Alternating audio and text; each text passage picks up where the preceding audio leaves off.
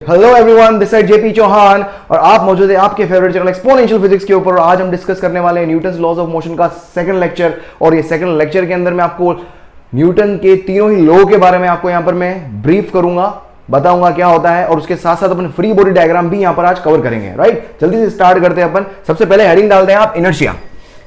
Inertia laws को पढ़ने से पहले आपको सबसे पहले पता होना चाहिए इनर्शिया क्या होता है। इनर्शिया से आप क्या समझते हैं? देखो, इनर्शिया का मतलब क्या हो गया, किसी भी बॉडी के इनर्शिया का मतलब क्या है।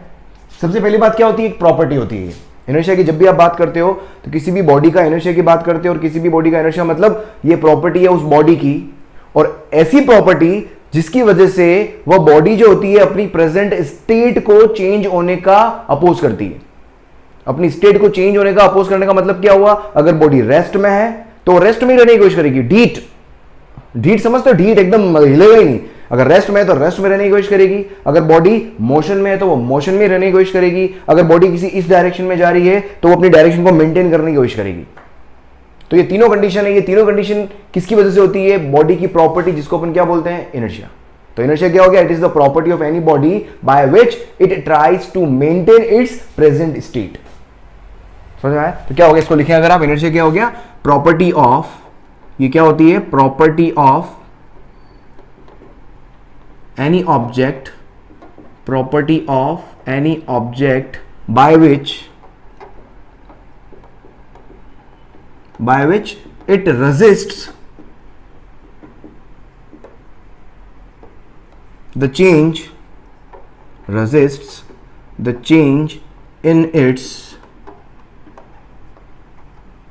present state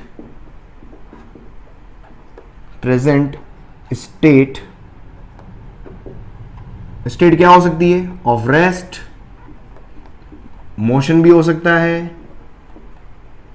और मोशन इन डायरेक्शन। तीनों ही तरह के स्टेट को चेंज करने का क्या करता है, अपोज करता है। वो प्रॉपर्टी क्या होती है, इनर्शिया। एक चीज ये हो गई। अब दूसरी चीज, इंपॉर्टेंट चीज क्या है, अब समझने की कोशिश करें। अगर बॉडी का मास जितना ज्यादा होगा, सपोज मास बहुत ज्यादा है बॉडी का, अब मैं उसको हिलाने की अगर मैं हिलाने की कोशिश करूंगा, बॉडी को धक्का मारूंगा, तो जितनी ज्यादा बड़ी बॉडी होगी उतनी ज्यादा ढीठ होगी, उतनी ज्यादा इजीली वो हिलेगी नहीं। तो क्या मैं बोल सकता हूं, क्या inertia is directly proportional to mass. समझ में आ रहा है? बॉडी अगर मोशन में, उसको मैं रोकने की कोशिश करूंगा, तो जितनी हैवी बॉडी होगी उसको रोकने में उतना ही ज्यादा मुझे फोर्स लगाना पड़ेगा। मतलब वो बॉडी इजीली अपना जो प्रेजेंट स्टेट है, जो कि मोशन है, उसको चेंज नहीं करेगी। मतलब उतना ही उसका क्या हो गया, इनर्शिया ज्यादा से ज्यादा होगा। कौन आया भाई, आगे बढ़े। ठीक है, तो इनर्शिया क्या लिख सकते हैं आप, इनर्शिया जो होता है वो क्या होता है, directly proportional to mass of body. जो भी बॉडी का इनर्शिया होगा वो हमेशा क्या होगा, directly proportional to mass of body. समझ में आ रहा है? ये दोनों चीजें, ये इनर्शिया आपको बिल्कुल एकदम क्लियर हो गया। यहीं से अपन डिफाइन करते हैं न्यूटन का लॉ। न्यूटन का लॉ सबसे फर्स्ट लॉ, तो फर्स्ट सबसे पहले हेडिंग डालते हैं, first law of Newton. Inertia से ही first law of Newton define होता है। फर्स्ट लॉ ऑफ न्यूटन, जिसको आप लॉ ऑफ इनर्शिया भी बोलते हैं, जिसको आप लॉ ऑफ इनर्शिया भी कहते हैं, जिसको आप क्या बोलते हैं, लॉ ऑफ इनर्शिया भी बोलते हैं। फर्स्ट लॉ क्या बोलता है, ये आपने पढ़ा हुआ है कि इनर्शिया को कैसे डिफाइन कर रहा है। फर्स्ट लॉ क्या बोलता है कि कोई भी बॉडी अगर रेस्ट में है तो वो रेस्ट में ही रहेगी, कोई भी बॉडी अगर मोशन में है तो वो मोशन में रहेगी, कोई भी बॉडी किसी डायरेक्शन में अगर मोशन कर रही है तो उसी डायरेक्शन में मोशन करती रहेगी, जब तक कि उसके ऊपर एक्सटर्नल फोर्स अपन नहीं लगा दे। समझ में आ रहा है? जब तक कि उसके ऊपर एक्सटर्नल फोर्स नहीं लगा। और ये चीज क्या, इनर्शिया ही तो है ये। तो फर्स्ट लॉ एक तरीके से क्या करता है, इनर्शिया को डिफाइन करता है। इसी वजह से अपन क्या बोलते हैं, फर्स्ट लॉ को आप क्या बोलते हो, लॉ ऑफ इनर्शिया भी कहते हैं। तो क्या बोल गया कि क्या बोलता है ये, कि any body at rest remains at rest. Any body at rest remains at rest. Any body in motion remains in motion. Or any body moving in a direction any body moving in a direction keeps moving in same direction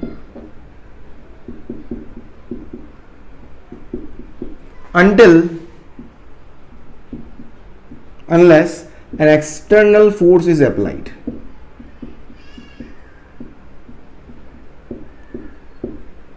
An external force is applied.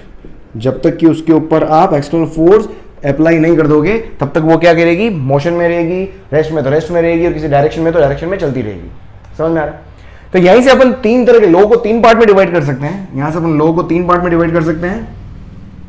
अपन क्या, एक तो क्या बोल सकते हैं, law of inertia of rest,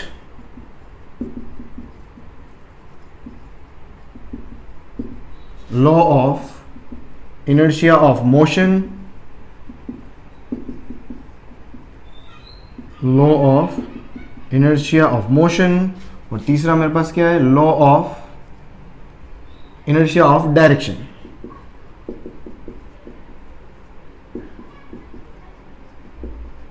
तीन तरीके से अपन लॉ को डिफाइन करते हैं। Law of inertia of motion, rest का मतलब क्या हो गया कि वो कोई बॉडी अगर रेस्ट में है तो वो रेस्ट में ही रहेगी जब तक कि उसके ऊपर कोई एक्सटर्नल फोर्स अप्लाई नहीं कर दे। मतलब इसी लॉ के तीन पार्ट है कि कोई बॉडी अगर रेस्ट में है तो वो रेस्ट में ही रहेगी जब तक कि उसके ऊपर एक्सटर्नल फोर्स अप्लाई नहीं कर देते। कोई भी बॉडी अगर मोशन में है तो मोशन में रहेगी जब तक कि उसके ऊपर कोई एक्सटर्नल फोर्स अप्लाई नहीं कर देते। कोई भी बॉडी किसी डायरेक्शन में मूव करती रहेगी तो कर रही है तो वो उसी डायरेक्शन में मूव करती रहेगी जब तक कि उसके ऊपर कोई एक्सटर्नल फोर्स अप्लाई नहीं कर देते। तो इस तरीके से तीन लॉ, तीन कैटेगरी में, कई बुक्स के अंदर तीन कैटेगरी में भी लॉ को डिफाइन किया गया है। तो ये मेरे पास क्या हो गया, this is what different types of law of inertia या फर्स्ट लॉ ऑफ न्यूटन। ठीक है, अब एग्जाम में क्वेश्चन जो आता है वो क्या आता है, इसके एग्जांपल्स एग्जाम में जो बेसिकली क्वेश्चन आता है वो कहां आता है, examples based on first law of motion, है ना। हेडिंग डाल दो, हेडिंग डालो, इसको मिटा दो, लिख लो। हे भगवान, इतनी गाड़ियां आती है, बस क्या करूं मैं, ऐसा लगता है रोड पे पढ़ा रहा हूं मैं। Example based on first law of motion, examples based on first law of motion, है ना। वहां से आपके पास एग्जाम्पल्स क्या क्या है, देखो एग्जाम्पल्स क्या क्या है ना। Examples based on first law, है ना, फर्स्ट लॉ ऑफ मोशन। इसमें सबसे पहले कैटेगरी में बना रहा हूं क्या है, inertia of rest. Inertia of rest पर बेस्ड एग्जांपल में बता रहा हूं सबसे पहले, क्योंकि तीन लॉ के तीन पार्ट है ना, रेस्ट, मोशन और डायरेक्शन।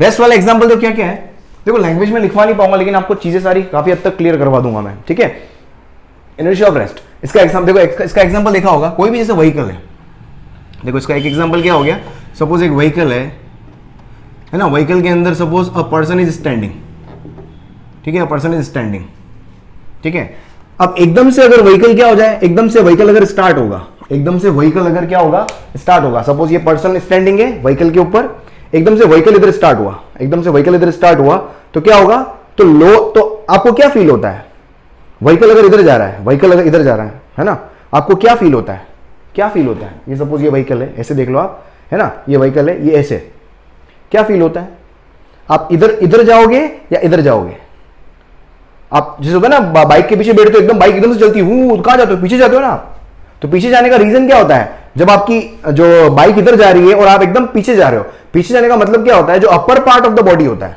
समझने की कोशिश करना, upper part of the body जो होता है it is free to move, upper part of the body is free to move, जिसकी वजह से इसके ऊपर कोई एक्सटर्नल फोर्स नहीं लग रहा है ना, अपर पार्ट ऑफ द बॉडी के ऊपर कोई एक्सटर्नल फोर्स नहीं है, लेकिन lower part of the body is in contact with the floor of the vehicle. तो जैसा व्हीकल रिएक्ट करे, जैसा व्हीकल चलेगा वैसा का वैसा lower part of the body भी क्या होगा, व्हीकल के साथ में ही चलेगा, लेकिन upper part of the body के ऊपर कोई भी एक्सटर्नल फोर्स नहीं लग रहा है, इसकी वजह से it tries to maintain its original state of rest.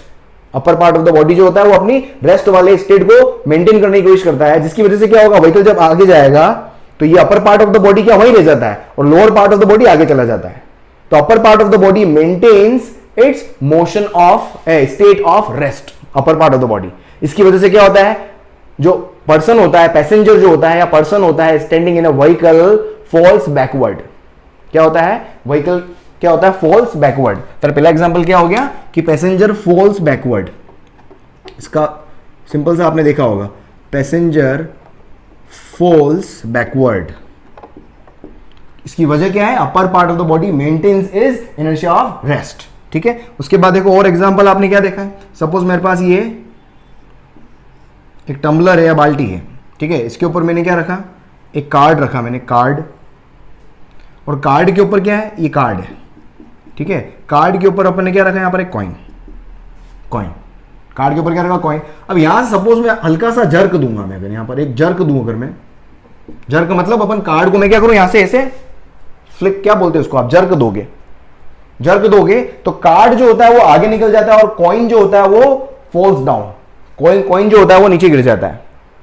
तो यहां पर भी रीजन क्या है, जब आप इसको जर्क दे रहे हो, जब आप जर्क दे रहे हो तो इसको तो क्या मिल गया, इसको तो एक फोर्स मिला जिसकी वजह से जो कार्ड है वो आगे मूव कर गया, बट कॉइन जो है वो क्या करेगा, it tries to maintain its original state of rest, ये रेस्ट में रहने की कोशिश करता है, तो यहां कहां रह जाएगा, कार्ड नीचे से निकल जाएगा तो ये नीचे गिर जाता है।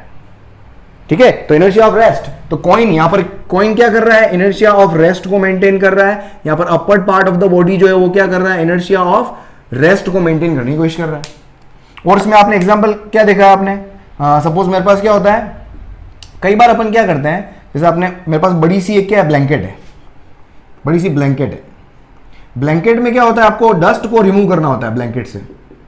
तो एक तो तरीका क्या होता है, आप एक तो टॉवेल होता है तो हाथ से झटक लिया, क्योंकि बहुत बड़ी ब्लैंकेट है उसको कहां हाथ से झटकोगे, गलत झटकोगे आप, पीछे गिर, आप फेंका जाओगे पीछे, समझ आ रहा है क्या बोलो। तो यहां पर तो ब्लैंकेट में से 10 पार्टिकल को रिमूव करना होता है, तो अपन क्या लेते हैं, लठ, लकड़ी लेते हैं, लकड़ी, यू टेक अ लॉन्ग लकड़ी, ठीक है, तो लठ को लेके आप क्या करते हो, मारते हो खींच के, तो बहुत तेज मारते हो, तो उसकी वजह से क्या होता है, यहां पर क्या होता है, ये लकड़ी है, 10 पार्टिकल तो इतू सा, जब उसको मारते हो तो 10 पार्टिकल जो होता है वो अपनी प्रेजेंट स्टेट ऑफ रेस्ट को मेंटेन करने की कोशिश करता है, क्योंकि जब भी आप उसको लकड़ी से हिट करते हो तो blanket leaves its original position, but particles do not leave their original position, they try to maintain their inertia of rest, because particle, इतने से पार्टिकल के ऊपर इतनी बड़ी लकड़ी कोई फोर्स नहीं लगा पाएगी। भाई आपको फोर्स लगाना है, भाई अंगुली पे फोर्स लगाओगे तो ये चाहिए, समझ में आ रहा है, तो वहां पर पार्टिकल, 10 पार्टिकल जो होते हैं वो क्या करते हैं, दे ट्राइज टू, अगर फोर्स भी लगेगा इतने से एरिया में, अगर ये लकड़ी भी यहां लगाऊंगा, ठीक है, तो इतने से, जहां लकड़ी लग रही है बस इतने से एरिया के अंदर जो पार्टिकल है वहां पर फोर्स लगेगा, बाकी सारे पार्टिकल्स तो क्या होंगे, उसके ऊपर कोई फोर्स लगेगा ही नहीं है, तो बाकी सारे पार्टिकल्स जो होंगे वो they try to maintain their original state of rest. ठीक है, तो यहां पर एक्चुअल में होता क्या है, तो कंबल 10 पार्टिकल नहीं उड़े, कंबल उड़ जाती है, 10 पार्टिकल वहीं रहते हैं, ऐसा लग रहा है धूल उड़ रही, नहीं, कंबल उड़ रही है, blanket is flying, particles are there at their position. ठीक है, तो इसके अंदर क्या हो गया, जो पार्टिकल्स होते हैं वो क्या करते हैं, इनर्शिया ऑफ रेस्ट को मेंटेन करने की कोशिश करते हैं। ठीक है, और इसके अंदर और आपने एग्जांपल देखा होगा कि भाई मेरे पास सपोज ये क्या, केला है, मतलब आम है, जो भी है, जब भी कोई लड़की देखो मेरा दिल दीवाना बोले बोले, अरे ऐसा नहीं है, मतलब कोई पेड़ है ना, पेड़ के यहां पर ये ब्रांच है, this is the branch of a पेड़, of a tree, branch of a tree, तो आप क्या करते हो, ब्रांच को शेक करते हो, when you shake the branch of any tree, when you shake the branch of any tree, जो लीव्स होती है, जो फ्रूट होते हैं वो नीचे गिर जाते हैं, वो नीचे गिर जाते हैं। तो उनके नीचे गिरने की वजह क्या होती है, आप जैसे ही शेक करते हो, शेक करने की वजह से क्या होता है, ये जो फ्रूट होता है वो मेंटेन करता है इनर्शिया ऑफ रेस्ट, फ्रूट तो वही रहता है, फ्रूट वही रहता है, लेकिन जब आप इसकी क्या करते हैं, इसकी ब्रांच को इधर उधर हिलाते हो तो वो क्या होता है, समझ में आ रहा है, ये हिलेगा सिर्फ, लेकिन फ्रूट जो होगा वो अपनी प्रेजेंट स्टेट को मेंटेन करने की कोशिश करता है, तो ये इधर उधर हिलती है, तो यहां से क्या होगा, ये जो इसका कनेक्टर है वो टूट जाएगा, उसकी वजह से क्या हो जाएगा, जो इनर्शिया, जो फ्रूट होगा वो नीचे डिटेच होकर नीचे गिर जाएगा। तो fruit tries to maintain is inertia of rest, leaves के केस में भी सेम होता है, समझ में आ रहा है। तो ये सारे इनर्शिया ऑफ रेस्ट के अलग अलग एग्जांपल्स हो गए। इसके अलावा एक और एग्जाम के अंदर कई बार क्वेश्चन आया हुआ है, इसको देखो, सपोज मेरे पास क्या है, ये एक ब्लॉक है m मास का, और यहां पर स्ट्रिंग है, सपोज ये ए स्ट्रिंग है, ये बी स्ट्रिंग है। इसमें दो तरीके होते हैं, बी स्ट्रिंग को क्या करूं, एक तो मैं सडन एक जर्क दूं, और एक तो सडनली मैं खींचूं बी को, है ना, सडन पुल और एक स्लो पुल, दो तरीके से आप पुल कर सकते हो स्ट्रिंग को, ठीक है। जब मैं सडन पुल करता हूं, समझने की कोशिश करना, जब आप सडन पुल करते हो तो एक्चुअल में होगा क्या, सडन पुल करने की वजह से देखो इनर्शिया को ट्रांसफर होने में हमेशा टाइम लगता है। इनर्शिया को ट्रांसफर होने में टाइम लगने का मतलब क्या हो गया कि आप क्या कर रहे हो, सपोज इसको शेक कर रहे हो, ठीक है, इसको शेक कर रहे हो, लेकिन इनर्शिया जो होता है वो इसका जो भी मेरे पास मोशन है, इनर्शिया ऑफ मोशन जो इसको एकदम से ट्रांसफर नहीं होता है ना। इसको शेक करने से ये भी मोशन में आ जाना चाहिए, साथ साथ शेक करना चाहिए, लेकिन शेक नहीं हो पा रहा है, ये अपनी रेस्ट में ही रहने की कोशिश कर रहा है। क्यों? क्योंकि इसका मास ज्यादा है, तो ये अपने इनर्शिया ऑफ रेस्ट को मेंटेन करने की कोशिश करता है, इसकी वजह से वो टूट जाता है। सोचो अगर ये इनर्शिया ऑफ रेस्ट को मेंटेन नहीं करता, जैसे मैं ट्री को हिला रहा हूं वैसे वैसे हिल रहा होता साथ साथ, तो कभी भी नहीं टूटता, ये कभी भी नहीं टूटता। लेकिन ये कहीं ना कहीं रेस्ट में रहने की वजह से, इनर्शिया ऑफ रेस्ट को मेंटेन करने की वजह से टूट जाता है। अब देखो जब सडन पुल करते हो, सडन पुल करने से होता क्या है, तो स्ट्रिंग के ऊपर जो भी आपने फोर्स लगाया, the force does not transfer to the mass m at the same time. जो फोर्स होगा, जो पुलिंग, सडन पुल में क्या होगा, जो पुलिंग फोर्स होगा, है ना, पुलिंग फोर्स जो होता है वो क्या होता है, does not transfer to mass m, इसको ट्रांसफर नहीं होता है, ठीक है। अब इसको ट्रांसफर नहीं होगा तो ये क्या करेगा, अपनी इनर्शिया ऑफ रेस्ट को मेंटेन करने की कोशिश करेगा। तो m क्या करेगा, इनर्शिया ऑफ रेस्ट को क्या करता है, मेंटेन करने की कोशिश करता है। अब जैसे ही मेंटेन करने की कोशिश करेगा तो होगा क्या, तो यहां से जो भी स्ट्रिंग होगी, तो स्ट्रिंग B जो होगी वो क्या हो जाएगी, ब्रेक हो जाएगी। तो स्ट्रिंग B जो हो जाती है वो breaks, it breaks, string B breaks, ठीक है, सडन पुल जब करते हो। लेकिन जब आप स्लो पुल करते हो, स्लो पुल करते हो, तो जो भी पुलिंग फोर्स है that is transferred simultaneously to mass as well as the string A। जब स्लो पुल करते हो तो क्या होगा, जो पुलिंग फोर्स होगा, जो पुलिंग फोर्स होता है वो किसको ट्रांसफर होता है, वो ट्रांसफर हो जाता है किसको, transfer to m then to string A, string A। अब यहां पर होगा क्या, जब आप यहां पर फोर्स F लगाओगे तो यहां पर भी क्या होगा, ये फोर्स F इस ब्लॉक पर लगेगा, लेकिन यहां पर मेरे पास क्या होगा, टेंशन T लगेगा, और यहां पर टेंशन क्या लगेगा, T लगेगा, यहां पर क्या लगेगा, टेंशन T लगेगा। तो यहां पर A के अंदर जो टेंशन होगा वो इन दोनों का रिजल्ट होगा।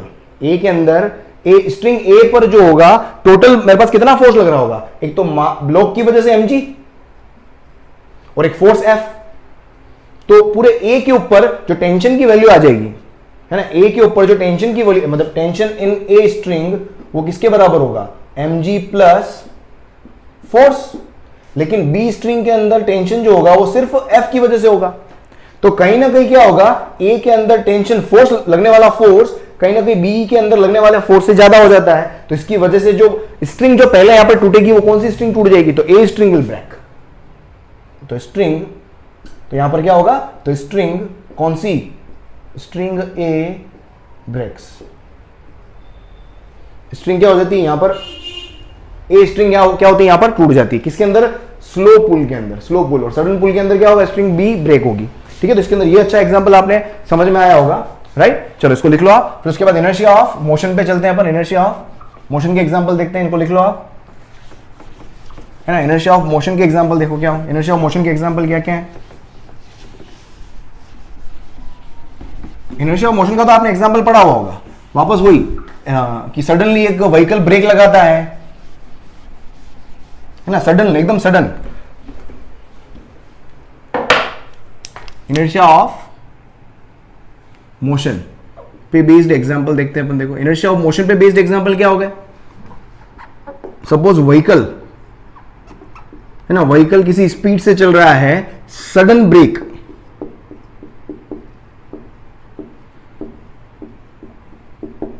एकदम से ब्रेक लगाएगा। अब देखो एकदम से अगर ब्रेक लगाएगा क्या होगा, है ना, व्हीकल चल रहा है, ठीक है, ये व्हीकल चल रहा है, अभी एकदम से ब्रेक लगा दिया, तो आप भाई बाइक पे जा रहे हो ना, एकदम से ब्रेक लगाते हो, आप आगे गिरते हो ना, falls forward, passenger in a vehicle falls forward if suddenly brakes are applied. अब इसमें भी सेम वही है, lower part of the body is in contact with the vehicle, तो व्हीकल का जो स्टेट होगा वही lower part of the body का होगा। तो अगर lower part of the body motion, vehicle motion में है तो lower part of the body भी मोशन में। एकदम से ब्रेक लगाओगे तो व्हीकल रुक गया तो lower part of the body भी रुक गया साथ साथ। But upper part of the body, उसके ऊपर कोई एक्सटर्नल फोर्स नहीं लग रहा है, so it is free to move, is free to move, is free to move, free to move, या इसके ऊपर एक्सटर्नल फोर्स नहीं लग रहा है तो ये अपनी प्रेजेंट स्टेट को मोशन करने की कोशिश को मेंटेन करने की कोशिश करेगा। इसका प्रेजेंट स्टेट क्या है? मोशन। तो जो व्हीकल चल रहा है तो पूरी बॉडी भी क्या है? आगे चल रही है, लेकिन जैसे ब्रेक लगाओगे व्हीकल रुक गया, लोअर पार्ट रुक गया, लेकिन अपर पार्ट जो होगा वो अपनी मोशन वाली स्टेट को मेंटेन करने की कोशिश करेगा। तो it moves, it falls forward, तो ये आगे की तरफ गिरता है क्योंकि अपने मोशन को, इनर्शिया ऑफ मोशन को मेंटेन करने की कोशिश करता है। तो यहां पर क्या है, जो भी पैसेंजर होगा उसका जो अपर पार्ट है it tries to maintain inertia of motion, tries to maintain inertia of motion, तो इसकी वजह से फॉल्स फॉरवर्ड। ठीक है, तो ये क्या करता है, जो पैसेंजर होता है वो आगे की तरफ गिरता है, फॉल्स फॉरवर्ड। ठीक है, ये आपका एग्जांपल हो गया। उसके बाद आपने देखा होगा जो एथलीट जो होता है, एथलीट जो होता है वो हमेशा जब लॉन्ग जंप लेना होता है उसको ऐसा नहीं होता है कि भाई लॉन्ग जंप वाला आपने गेम देखा होगा, उसके अंदर ऐसा खड़ा खड़ा एकदम लॉन्ग जंप कर जाता है, यहां खड़ा हुआ और कूद गया, नहीं, वो थोड़ा रनअप लेता है, वो थोड़ा रनअप लेता है। ठीक है, थोड़ा दौड़ के फिर लॉन्ग जंप करता है। दौड़ने से होगा क्या, जब वो सपोज यहां से, ये मेरा जंप वाला पॉइंट है, यहां से जंप करना है इसको, ठीक है, तो वो थोड़ा दौड़ के आएगा, जैसे दौड़ के आएगा तो उसकी स्टेट जो है वो क्या है, अब मोशन में हो गई है। अब जैसी मोशन में है वो, और अगर वो कूद जाएगा तो बॉडी जो होगी वो क्या होगी, जब वो बॉडी वहां से जंप कर जाएगी तो उस बॉडी के ऊपर क्या लग रहा होगा, उस बॉडी के ऊपर अब उस बॉडी की प्रेजेंट स्टेट क्या हो जाएगी, मोशन। तो वो मोशन में रहने की कोशिश करेगी, बॉडी जैसी जंप करेगी वो मोशन में रहने की कोशिश करेगी, बस ग्रेविटी उसको धीरे धीरे नीचे लेके आती। सोचो अगर ग्रेविटी नहीं होती तो वो जंप करता, बस चला जाता, कहीं आता ही नहीं वापस लौट के। तो वो प्रोजेक्टाइल की तरह आपने पढ़ा होगा, तो ये ऐसे ऐसे यहां से जंप करता है तो ऐसे कूद के वापस ग्रेविटी की वजह से नीचे आ जाता है। तो कहीं ना कहीं जो बॉडी है tries to maintain inertia of motion, तो इसीलिए लॉन्ग जंप लेते हैं। जो एथलीट होते हैं वो हमेशा क्या होते हैं, लॉन्ग जंप लेते हैं, है ना, लॉन्ग जंप लेते हैं, ताकि जो भी मेरे पास एथलीट है वो एथलीट क्या करता है, tries to maintain its inertia of motion, वो अपने इनर्शिया ऑफ मोशन को मेंटेन करने की कोशिश करता है। तो ये मेरे पास क्या हो गया, लॉन्ग जंप का एक और एग्जांपल हो गया। इसके बाद इसमें और एग्जांपल आप क्या ले सकते हो, आपने और क्या देखा होगा, ट्रेन के अंदर, जैसे आपको हमेशा कहा जाता है कि ट्रेन के अंदर जब भी आप जंप करें, जैसे ट्रेन चल रही है, आप ट्रेन के साथ में खड़े हुए हो, ठीक है, ट्रेन के साथ, ये ट्रेन चल रही है, ट्रेन के साथ में खड़े हुए हो, आपको हमेशा कहा जाता है कि ट्रेन से अगर कूदो, हालांकि कोई कहेगा नहीं कि ट्रेन से कूदना चाहिए, but still if you wish to jump from your train outside, तो उसमें केस में आपको क्या कहा जाता है कि हमेशा आपका फेस ट्रेन के मोशन की डायरेक्शन में रहना चाहिए। फेस ट्रेन के मोशन की डायरेक्शन में होगा तो क्या होगा, देखो ये ट्रेन सपोज आगे चल रही है, मेरे पास ये ट्रेन आगे चल रही है, अब अंदर जो भी पैसेंजर है आप हो, सपोज यहां कूद गए, आप ये कूद गए, ठीक है, सपोज आप पीछे मुंह करके कूदते हो, समझने की कोशिश करना, सपोज उधर मुंह करके कूदते हो, पांव भी उल्टे बना देता हूं मैं, है ना, ये, अरे भाई साहब, ये इधर मुंह करके कूदे आप, तो होगा क्या, lower part of the body जो होगी वो जैसे जमीन पर आएगा तो lower part of the body तो क्या आ गया, रेस्ट पर हो गया। जैसे आप कूदे तो lower part of the body तो क्या आ गया, रेस्ट पर आ गया। लेकिन upper part of the body जब ट्रेन चल रही थी तो अपर पार्ट और लोअर पार्ट, पूरा सारा का सारा पार्ट जो था वो मोशन में था, इस डायरेक्शन में। लेकिन जैसे जमीन पे पांव रखोगे तो lower part of the body तो क्या आ गया, रेस्ट पर आ गया, but upper part of the body will try to maintain its inertia of motion and which is in this direction, in that direction.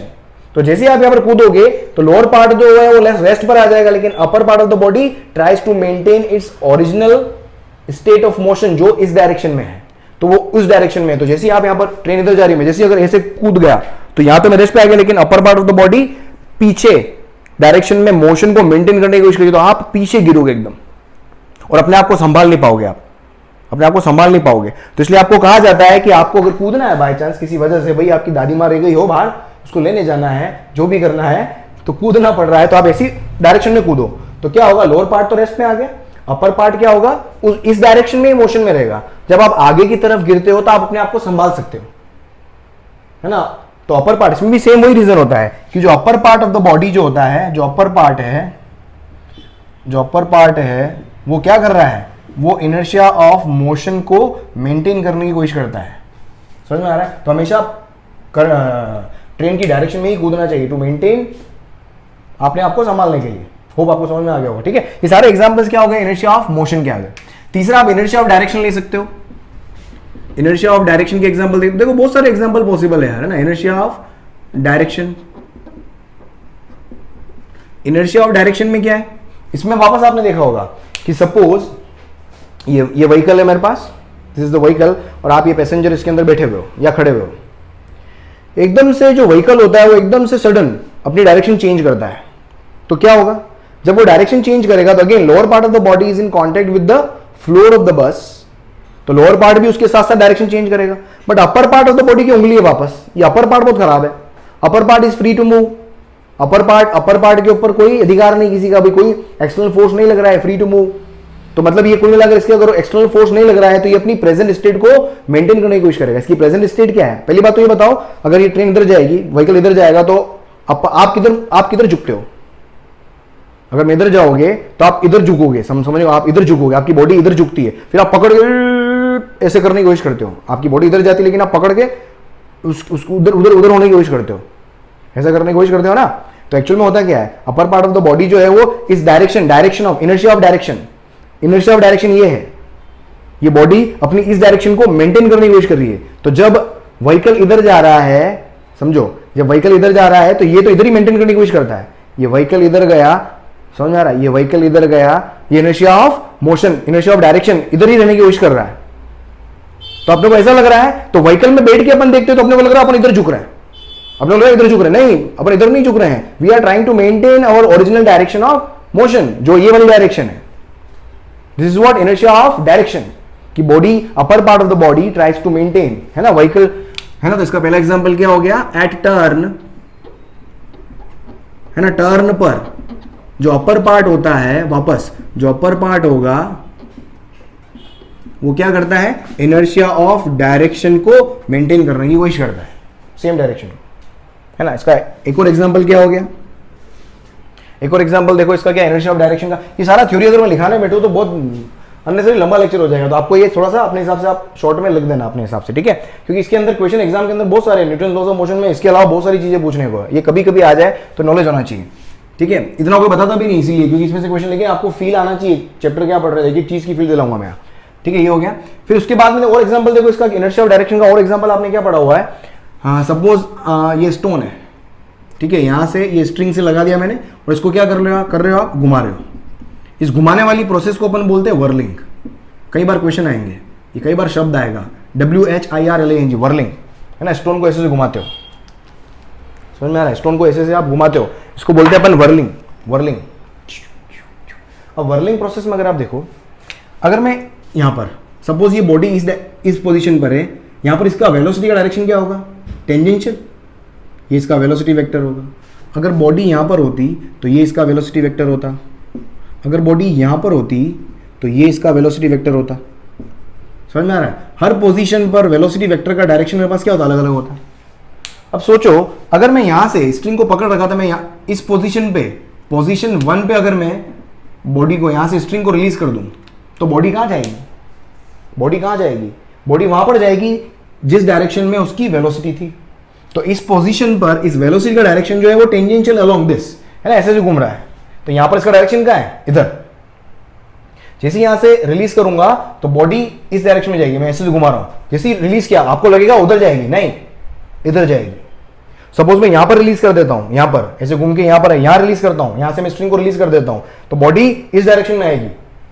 Suppose ये ऐसे घुमा रहा हूं, यहां पर अगर मैंने रिलीज कर दी, सोचो मैं ऐसे घुमा रहा हूं, सपोज मैंने यहां पर रिलीज कर दी तो मुंह तोड़ देगी बॉडी, समझ में आ रहा है, यहां पर क्योंकि टेंजेंशियली मेरे मुंह की तरफ इसकी डायरेक्शन होगी बॉडी की। तो जैसे ही आप इसको स्टोन को रिलीज करोगे तो टेंजेंशियली क्या होगा, मेरे मुंह की तरफ आ जाएगा। ये ऐसा क्यों हो रहा है, ऐसा इसलिए हो रहा है बिकॉज जो भी बॉडी है जैसे आप रिलीज कर देते हो, जब रिलीज नहीं करते हो तो उसके ऊपर अपना फोर्स लग रहा होता है, अपन फोर्स लगा रहे होते हैं टेंशन की फॉर्म में, है ना, इसके ऊपर फोर्स लग रहा होता है, ये टेंशन T, है ना, पॉइंट से अवे। इससे पहले वाले लेक्चर में टेंशन बताया था मैंने। तो कहने की टेंशन कंट्रोल कर रहा है उसके मोशन को। आगे जाके सर्कुलर मोशन पढ़ेंगे, डिटेल में देखेंगे अपन। पर जैसे रिलीज करते हो तो उसके ऊपर कोई एक्सटर्नल फोर्स नहीं है, और जब एक्सटर्नल फोर्स नहीं होता है तो बॉडी जो होती है वो अपनी प्रेजेंट स्टेट को मेंटेन करने की कोशिश करती है। उसका प्रेजेंट स्टेट क्या है, इनर्शिया ऑफ डायरेक्शन, उसका डायरेक्शन इधर है तो इधर ही जाएगी, इधर यहां पर रिलीज करूंगा तो इधर ही जाएगी, मैं यहां पर रिलीज करूंगा तो इधर ही जाएगी। मतलब जो स्टोन होता है फ्लाइज ऑफ टेंजेंशियली, जो स्टोन होगा फ्लाइज ऑफ टेंजेंशियली,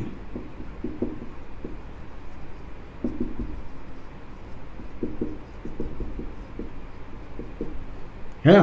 तो क्या कर रहा है ये, इनर्शिया ऑफ डायरेक्शन को मेंटेन करने की कोशिश कर रहा है, ठीक है। इस तरीके से आपने देखा मड गार्ड, अगर मेरे पास ये व्हीकल है, ठीक है, इधर जा रहा है, ये इधर व्हील है, आगे की तरफ जा रहा है वी स्पीड से, ठीक है। आप मड गार्ड जो होता है वो हमेशा यहां लगाते हो, ये ऐसे मड गार्ड इधर पीछे लगाते हो, ये मड गार्ड है। मड गार्ड इधर पीछे की तरफ क्यों, आगे की तरफ क्यों लगाते हो? मड गार्ड पीछे की तरफ लगाने का रीजन क्या है? देखो यहां पर ये मड लगा हुआ है, ये मड लगा हुआ है, ये मड लगा हुआ है, जो भी गोबर जो भी लगा हुआ है तो देखो यहां पर तो क्या होगा, ये मड जो है आराम से चिपका पड़ा है, जो भी है यहां पर वो चिपका हुआ है, stick with the vehicle. But जैसे यहां से इससे आगे जाओगे, अब इसके ऊपर ग्रेविटेशन, यहां पर भी ग्रेविटी लग रही है, लेकिन कहीं ना कहीं नॉर्मल रिएक्शन भी है तो यहां पर चिपका रहेगा, यहां पर भी नीचे गिर जाएगा, कोई दिक्कत नहीं है। तो यहां जमीन पे गिर रहा है, कोई दिक्कत नहीं है। यहां पर भी अगर ये mg की वजह से नीचे गिर रहा है, कोई दिक्कत नहीं है। mg की वजह से फोर्स नीचे आएगा, कोई दिक्कत नहीं। लेकिन जैसे ही ये मड यहां से रिलीज हुआ तो क्या होगा, इस समय इसकी कुछ वेलोसिटी होगी, टेंजेंशियल वेलोसिटी। तो मड जो होगा वो क्या होगा, tangentially it will fly of. तो ये व्हीकल ऐसे चल रहा है तो जो भी मड होगा वो टेंजेंशियली फ्लाई ऑफ, मतलब जो व्हीकल चला रहा है उसकी तरफ ही मड आएगा, है ना। तो इसलिए अपन मड गार्ड इधर पीछे की तरफ लगाते हैं। अब यहां पर भी फ्लाई ऑफ टेंजेंशियली, यहां पर रिलीज हुआ तो फ्लाई ऑफ टेंजेंशियली, इधर नीचे जमीन पे गिरेगा, कोई दिक्कत नहीं। लेकिन यहां पर पीछे जो मड लगा हुआ होगा that will fly off tangentially towards the vehicle owner, towards the driver. तो इसलिए यहां पर भी सेम वही होता है कि जो मड होता है वो भी क्या होता है, mud flies off tangentially, mud flies off tangentially, same reason. तो ये भी क्या करता है, इनर्शिया ऑफ डायरेक्शन को मेंटेन करने की कोशिश करता है। ये भी क्या है, इनर्शिया ऑफ डायरेक्शन को मेंटेन करने की कोशिश करता है। समझ में आ रहा है? So these are the different examples of first law of Newton's first law, ठीक है। चलो इसके बाद अपन चलते हैं सेकंड लॉ, इसको लिख लो आप, फिर अपन देखो सेकंड लॉ पे चलते हैं अपन, Newton's second law, Newton's second law.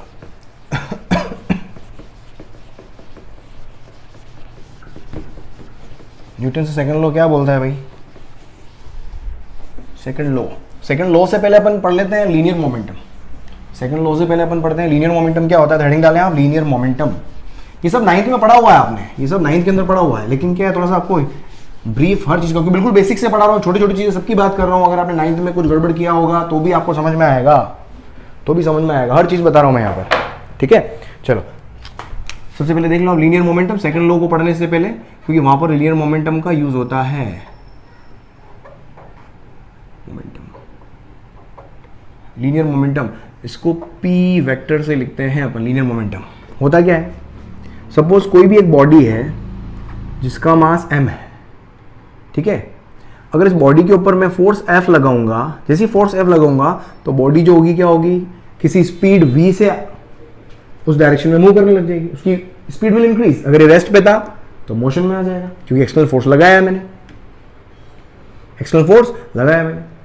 तो क्या मैं बोल सकता हूं क्या इसकी स्पीड को, तो यहां से जो भी फोर्स लगा रहा हूं, तो मास और वेलोसिटी, एक ऑब्जेक्ट के पास में मास है और एक वेलोसिटी है, अगर मैं फोर्स हटा दूं, कुल मिलाकर अगर मैं इसकी स्टेट देखूं तो क्या है, मास भी वेलोसिटी से मूव कर रहा है, तो product of mass and velocity is what, linear momentum, है ना, इज व्हाट, लीनियर मोमेंटम। और लीनियर मोमेंटम को अगर मैं वेक्टर फॉर्म में लिखूं तो क्या हो जाएगा, m तो स्केलर है, मास है सिंपल, और v क्या है, वेलोसिटी है, तो ये क्या हो गया मेरे पास, वेक्टर फॉर्म में हो गया। मतलब यहां से अगर मैं 1 by 1 अगर सारी चीज चेक करूं, सबसे पहले इसकी यूनिट चेक करूं, देखो यूनिट क्या होगी, यूनिट क्या हो जाएगी, m तो हो गया किलोग्राम और वेलोसिटी हो गई मीटर पर सेकेंड, तो kilogram metre second inverse unit. ये क्या है, वेक्टर क्वांटिटी, ऑलरेडी मैं बता चुका हूं, ये क्या है, वेक्टर क्वांटिटी है, और वैसे भी पता चल रहा है एक्सप्रेशन से, है ना, ये वेक्टर क्वांटिटी है, क्योंकि वेलोसिटी वेक्टर है इसलिए मोमेंटम भी वेक्टर हो गया। अब वेक्टर क्वांटिटी है तो इसका डायरेक्शन पता होना चाहिए, डायरेक्शन कहाँ होगा, इस एक्सप्रेशन को देख के मुझे क्या लग रहा है, जहां पर वेलोसिटी की डायरेक्शन होगी वहीं पर मोमेंटम की डायरेक्शन होगी, है ना। तो पी वेक्टर डायरेक्शन जो होगी वो कहाँ होगी, direction of P vector is in the direction of velocity, is in the direction of velocity, velocity जिस डायरेक्शन में होगी उसी डायरेक्शन में मेरे पास क्या होगा, मोमेंटम भी होगा। ये क्या हो गया मेरे पास, लीनियर मोमेंटम। समझ में आ रहा है? This is what linear momentum all about. Linear momentum के बाद में अब अपन देखते हैं second, Newton second law of motion. Newton's second law of motion, Newton's second law of motion. हाँ हेडिंग डालो, एक मिनट यार, इंक खत्म हो गई, इंक भर लो थोड़ी सी मैं। हाँ भाई इसको लिख लो, लिख लो, अभी बीच में हट जाता हूँ मैं, इसको लिख लो। Newton second law of motion. सोचो सेकंड लॉ 9th में क्या पढ़ा था आपने, थोड़ा सा सोचो, विचार करें आप। आपको जब भी आप लॉ पूछते डायरेक्ट फॉर्मूला बोलते हो आप लोग काफ़ी, है ना, फॉर्मूला पे मत जाओ, हमेशा स्टेटमेंट ध्यान रखोगे, क्योंकि कई बार थ्योरेटिकल क्वेश्चन स्टेटमेंट से भी आता है ना, स्टेटमेंट बोल दिया आपने, है ना, स्टेटमेंट से क्वेश्चन, कई बार एग्जाम के अंदर स्टेटमेंट से क्वेश्चन आ जाता है, सीधा स्टेटमेंट। तो देखो सेकंड लॉ ऑफ मोशन क्या बोलता है, अब एक चीज समझना, अभी अपन ने क्या देखा, सपोज एक बॉडी m है, ठीक है, ये इनिशियल स्पीड u से जा रही थी। अब जैसे ही मैं इसके ऊपर फोर्स लगाऊंगा, मैं इसके ऊपर फोर्स लगाऊंगा तो इसकी स्पीड चेंज होगी। अब ये सपोज v स्पीड से जा रही है, तो क्या मैंने इसकी वेलोसिटी चेंज कर दी? अगर मैं फोर्स लगा रहा हूं तो फोर्स लगाने पर वेलोसिटी चेंज हो रही है, और वेलोसिटी चेंज होगी तो मोमेंटम भी चेंज होगा, मोमेंटम भी चेंज होगा। तो यहां से सेकंड लॉ ऑफ मोशन क्या बोलता है कि rate of change of momentum जो होता है वो हमेशा किसके ऊपर डिपेंड करता है? फोर्स के ऊपर डिपेंड करता है।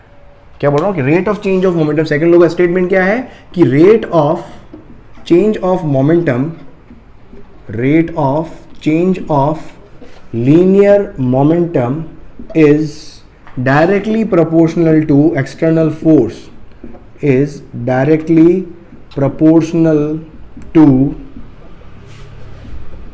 external force, है ना, external force की बात हो रही है। तो external force अगर F है तो F जो होगा, या rate of change of momentum क्या लिखोगे आप, dp by dt is directly proportional to external force applied। तो dp by dt है ना, यहां से जो प्रोपोर्शनलिटी कांस्टेंट आता है वो क्या आता है, 1। प्रोपोर्शनलिटी कांस्टेंट जो आता है वो क्या आता है, 1। ये क्या हो गया, f, ठीक है। तो देखो f को यहां से, अब मैं p को क्या लिख सकता हूं, f equals to d by D T. p को लिख सकता हूं मैं मास इनटू वेलोसिटी, है ना, सिंपल मास इनटू वेलोसिटी। तो देखो यहां से मेरे पास क्या आ जाएगा, तो f इक्वल्स टू क्या आ गया, m तो कांस्टेंट है, इसका डिफरेंशिएशन क्या होगा, m कांस्टेंट। जिसको डिफरेंशिएशन में प्रॉब्लम है, मैथमेटिकल टूल्स का वीडियो बना हुआ है, अंदर जाके प्लेलिस्ट में जाके देख लें आप। तो m तो कांस्टेंट है और v वेरी हो रही है। वेलोसिटी मतलब एक जनरल वेरिएबल है, फाइनल वेलोसिटी नहीं है v, है ना, एक जनरल वेरिएबल है कि वेलोसिटी यहां से यहां तक चेंज हुई, इसलिए मैं वेलोसिटी का, मोमेंटम का चेंज की रेट लिख रहा हूं मैं यहां पर। समझ में आ रहा है? तो यहां से मेरे पास क्या हो जाएगा, m, और इसको लिख दोगे आप क्या, dv बाय dt। और dv बाय dt क्या होता है, एक्सेलरेशन होता है। तो f इक्वल्स टू क्या हो गया, मास इनटू एक्सेलरेशन, जो आपको फॉर्मूला पता है। इसको वेक्टर फॉर्म में लिखोगे तो f vector equals to mass तो स्केलर है, a वेक्टर। तो यहां से क्या चीज सीखने को मिली कि जो एक्सेलरेशन का जो डायरेक्शन होता है उसी डायरेक्शन में आपका क्या होगा, फोर्स। फोर्स और एक्सेलरेशन हमेशा सेम डायरेक्शन में होते हैं। तो क्या हो जाएगा, तो direction of force, direction of f vector force is in the direction of acceleration, is in the direction of acceleration, है ना। एक्सेलरेशन की डायरेक्शन में ही क्या होगा, हमेशा फोर्स होगा। लिख लिया? चलो देखो अब यहां से मैं क्या लिख सकता हूं, अब यहां पर दो तरह के फोर्स आप डिफाइन कर सकते हो, समझना यहां पर। अब यहां पर फोर्स जो है, इसको एक बार लिख लो, लिख लिया क्या, मिटाता हूं, देखो इसको मैं, समझना। फिर एक न्यूमेरिकल करवाता हूं इस पर, देखो बढ़िया सा।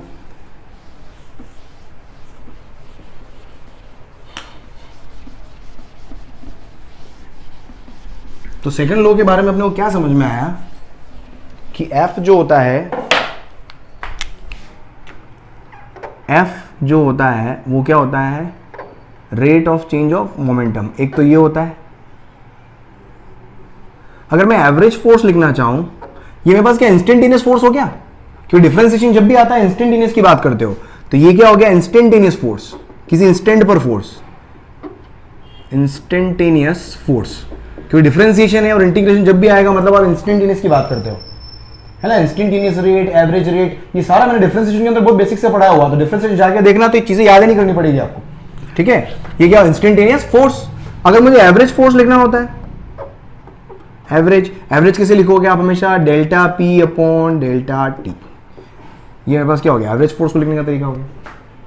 ये क्या हो, एवरेज है ना, एवरेज में डेल्टा आता है और इंस्टेंटेनियस में क्या आता है, डी आता है ना। ये अपन देख चुके हैं किसके अंदर, मैथमेटिकल टूल्स के अंदर, ठीक है। चलो अब देखो यहाँ पर क्वेश्चन देखो, क्वेश्चन अब किस तरीके से आता है। सपोज मेरे पास क्या दिया हुआ है, क्वेश्चन आपको क्या दिया हुआ है, क्वेश्चन यहाँ लिख लेता हूँ मैं। क्वेश्चन देखो क्या है, सपोज आपके पास वेलोसिटी वेक्टर इक्वल्स टू दिया हुआ है आपको T square I cap plus 2t j plus 4k cap metre पर second of a mass of 2 kilogram. 2 kilogram mass का क्या है, एक वेलोसिटी वेक्टर है। आपको मालूम करना है, find first force on mass at t equals to 2 second. अब किसी इंस्टेंट पर फोर्स निकाल रहे हैं, मतलब इंस्टेंटेनियस फोर्स, सिंपल सी बात है। और क्या पूछा आपको, निकालना है एवरेज फोर्स या फोर्स, ऐसे लिखो सिंपल आप, कि force between t equals to 0 to t equals to 2 second. 0 से 2 सेकेंड के बीच में कितना फोर्स लगेगा, दोनों चीजें निकालनी है अपने को, है ना। इसको ट्राई करो, सोचो सोचो, इसके अंदर देखो क्या क्या कर सकते हो इसके अंदर, सोचो जल्दी से, इसको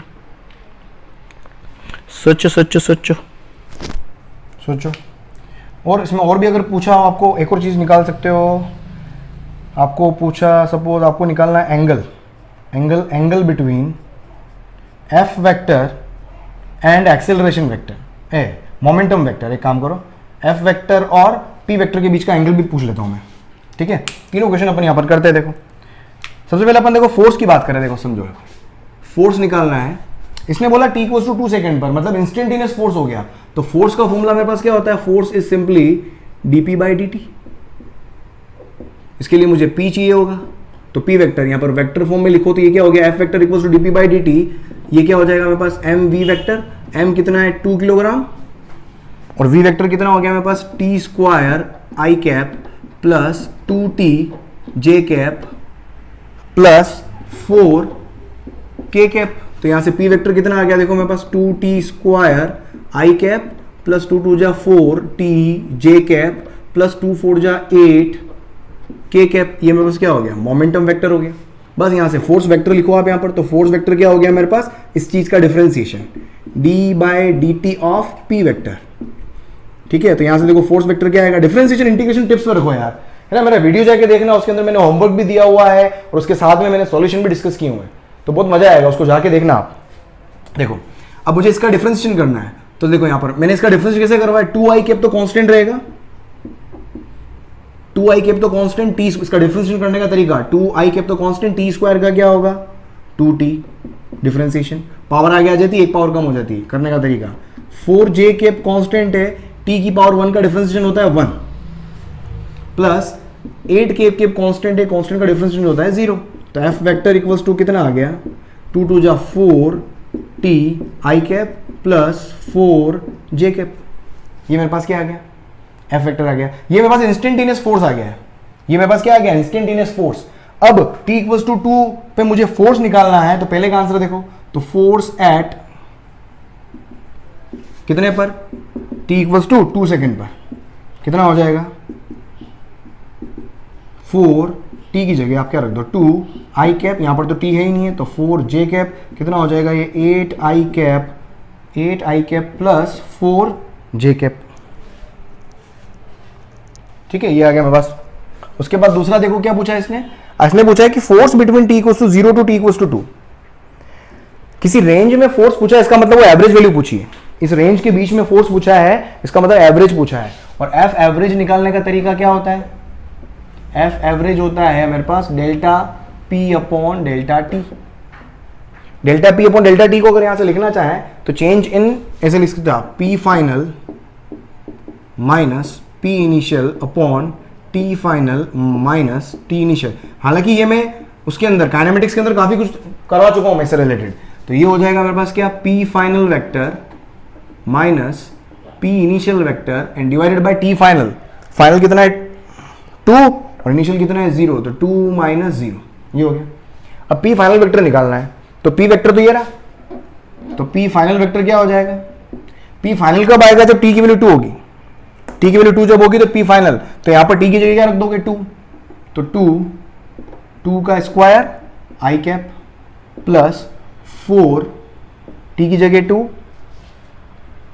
जे कैप प्लस यहां पर तो टी है ही नहीं है, तो 8 के कैप। कितना हो जाएगा, 2 2 जा 4 2 जा 8 आई कैप प्लस 4 2 जा 8 जे cap plus 8।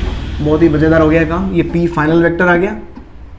P initial vector देखो, पी इनिशियल वेक्टर इसी के अंदर टी की वैल्यू क्या कर दो 0, क्योंकि इनिशियल टाइम क्या टी इक्वल्स टू 0 है, तो ये क्या हो जाएगा 2 0 आई कैप प्लस 4 0 जे कैप प्लस 8 के कैप। तो पी इनिशियल वेक्टर आ जाएगा ये 0 ये 0, ये आ जाएगा 8 के कैप, ये आ गया मेरे पास पी इनिशियल वेक्टर। तो यहां से एफ एवरेज, तो एफ एवरेज कितना आ गया, P final minus P initial. P final कितना है 8i 8j 8k, ये पी फाइनल, और पी इनिशियल कितना हो गया 8k। 8k से 8k cancel and divided by 2 minus 0 कितना हो गया 2, तो ये आ जाएगा मेरे पास कितना 8i plus 8j cap divided by 2। This is what F average vector, और ये न्यूटन में आपका आंसर आ गया। ठीक है, ये मेरे पास क्या है मीटर पर सेकंड में दिया हुआ था, इसलिए वो न्यूटन में आ जाएगा। ये हो गया मेरे पास दूसरे का आंसर। तीसरा क्या, angle between F vector and P vector. F vector तो मेरे पास क्या है और पी वेक्टर, एक काम करो, हाँ इसको किसी इंस्टेंट पर या ऐसे भी कर सकते हो, चलो कोई बात नहीं। देखो समझो, मुझे एंगल निकालना है। एंगल के लिए मैंने आपको लिखाया था cos थीटा इक्वल्स टू होता है एंगल किसके बीच में निकालना, दो वेक्टर के बीच में एंगल निकालना है। तो कैसे निकालोगे, F vector dot P vector upon F vector का मैग्नीट्यूड और पी वेक्टर का मैग्नीट्यूड। इसको निकाल लो आप एट टी इक्वल्स टू 0, है ना। एंगल निकाल दो एफ और पी वेक्टर के बीच में जब टी इक्वल्स टू 0 हो, ठीक है, तब एंगल कितना होगा। तो टी इक्वल्स टू 0 पर फोर्स वेक्टर लिखो, टी इक्वल्स टू 0 पर पी वेक्टर लिखो और उसका मैग्नीट्यूड लिखो। तो देखो यहां से फिर एंगल आ जाएगा। ये वेक्टर के अंदर फॉर्मूला लिखवाया मैंने आपको, इसको लिख लो एक मिनट, है ना। वेक्टर वाला मैंने वीडियो देखना, वेक्टर सिर्फ दो वीडियो के अंदर पूरा वेक्टर करवा रखा है मैंने, तो जाके वेक्टर और हर कॉन्सेप्ट वहां पर कवर है, जाके देखना वेक्टर को, आप बहुत अच्छे समझ में आ जाएगा। इसको लिख लो, देख फाइनली देख मैं निकालता हूँ यहाँ पर एंगल कितना आएगा। एंगल के लिए मुझे क्या चाहिए, एफ वेक्टर चाहिए। मैंने कितना बोला है, अरे यार शिट, ओहो मैंने एफ वेक्टर ही, भगवान वापस लिखना पड़ेगा। एफ वेक्टर लिखते हैं अपन, रुक जाओ, वापस गड़बड़ नहीं हो जाए बस। एफ वेक्टर क्या था मेरे पास, ओह हे प्रभु, एफ वेक्टर हो जाएगा मेरे पास dp बाय dt, ठीक है, dp बाय dt था। तो ये मेरे पास क्या है 2 से मल्टीप्लाई हो गया था ना, कहाँ गया मेरे पास, मास कितना है 2 से मल्टीप्लाई 2t स्क्वायर था ना, एक मिनट लिख लो यार। पी वेक्टर हो जाएगा मास इंटू, तो ये हो जाएगा 2t square I cap plus 4t J cap plus 4 2 जा 8 के कैप, ये हो गया। तो एफ वेक्टर यहां से देख मेरे पास एफ वेक्टर आ गया, पी वेक्टर तो ये हो गया, एफ वेक्टर हो गया 2 2 जा 4 t आई cap plus 4 J cap plus ये तो कांस्टेंट है 0, 2 2 जा 4 t आई कैप और ये 4 जे कैप, ये हो गया मेरे पास एफ वेक्टर। और पी वेक्टर अपना कितना है, और एफ वेक्टर कहाँ पे निकालना है, टी इक्वल्स टू 0 पर, टी इक्वल्स टू 0 पर। तो F vector at T equals to 0, T equals to 0 रखा तो कितना आ गया मेरे पास 4 जे कैप।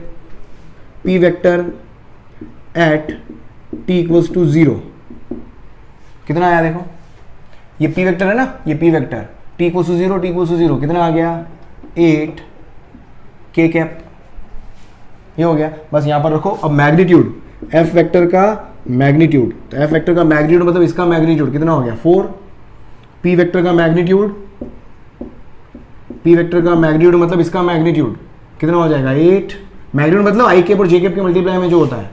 अब बस यहाँ से फॉर्मूला लिखो आप, तो देखो क्या हो गया, तो cos थीटा, भाई मैंने ऐसे ही रैंडमली बता दिया है, पता नहीं cos थीटा के वैल्यू ग्रेटर देन 1 भी आ जाए तो बुरा मत मानना तो रैंडम कुछ भी ले लिया मैंने ना, आपको बस प्रोसेस समझा रहा हूं मैं। देख तो एफ डॉट, अब एफ डॉट पी करना है, ये देखो ये एफ डॉट पी, भाई मजा आ गया। इसका डॉट प्रोडक्ट में क्या होता है इन दोनों का, एफ और पी क्या है, दोनों परपेंडिकुलर है, सीधा मजा आ गया यहाँ। तो F vector and P vector जो है वो क्या है, परपेंडिकुलर है ना, क्योंकि जे केप और के केप में एंगल कितना होता है, 90 डिग्री होता है, परपेंडिकुलर, इसका मतलब एंगल कितना हो गया, सीधा लिख दो 90 डिग्री, दोनों के बीच में एंगल कितना हो गया, 90 डिग्री, है ना। दो वेक्टर परपेंडिकुलर होते तो मतलब क्या होता है, समझ में आ रहा है। लिखो इसको जल्दी से लिखो, फिर अपन न्यूटन थर्ड लॉ की तरफ चलते हैं लिख लो यार, इसको मिटा दो एक मिनट ना। चलो नेक्स्ट लिखो Newton third law.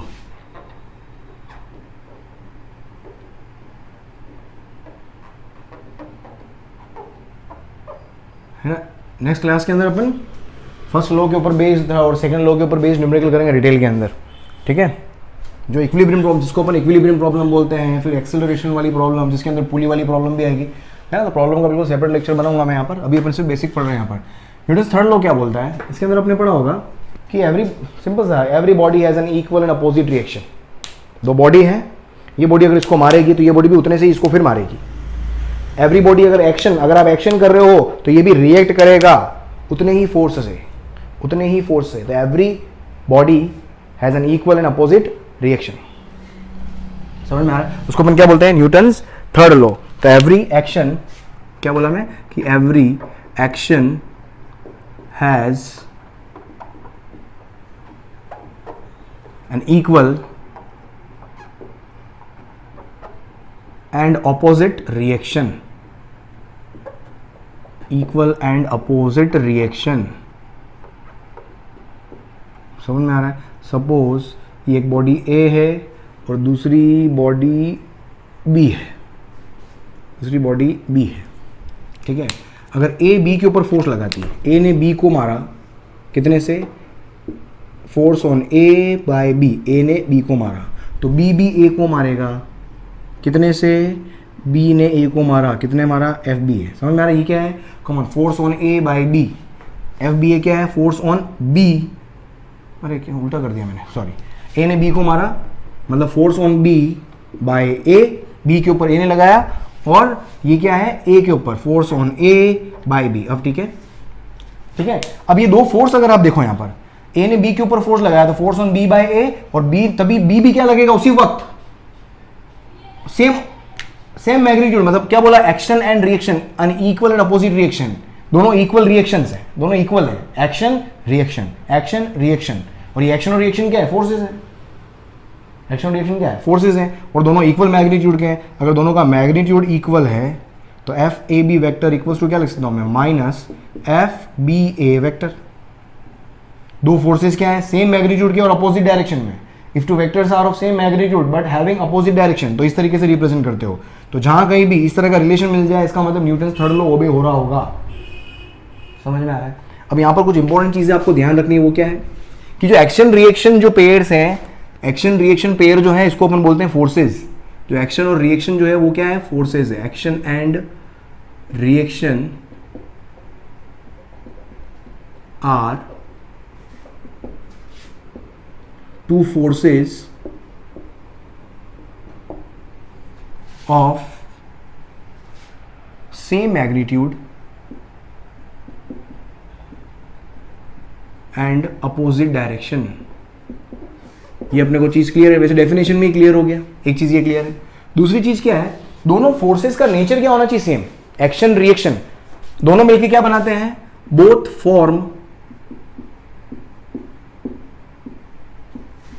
Action reaction pair, both form action reaction pair. अब ये एक्शन रिएक्शन पेयर कब बनाएंगे, ये कंडीशनल है। एक्शन रिएक्शन पेयर बनने के लिए कंडीशन क्या है कि दोनों फोर्सेस सेम नेचर के होने चाहिए, है ना। जो नेचर ऑफ फोर्स सेम होना चाहिए। सेम होने का मतलब क्या है कहीं mg लग रहा है तो उसका पेयर mg ही बनाएगा, कहीं टेंशन लग रहा है तो उसका पेयर भी वापस टेंशन ही बनाएगा, कहीं नॉर्मल रिएक्शन है तो उसका पेयर भी नॉर्मल रिएक्शन ही बनाएगा। सेम नेचर के फोर्सेस होने चाहिए तभी एक्शन रिएक्शन पेयर बनेगा। समझ में आ रहा है? उसके बाद में दूसरा क्या है, दोनों क्या होने चाहिए मेरे पास, सेम नेचर के होने चाहिए। और दूसरा क्या है, ये इस पे लगा रहा है और ये इस पे लगा रहा है, तो क्या दोनों फोर्सेस दो डिफरेंट बॉडीज पे लग रहे हैं? दोनों जो फोर्सेस हैं कि both forces must act on different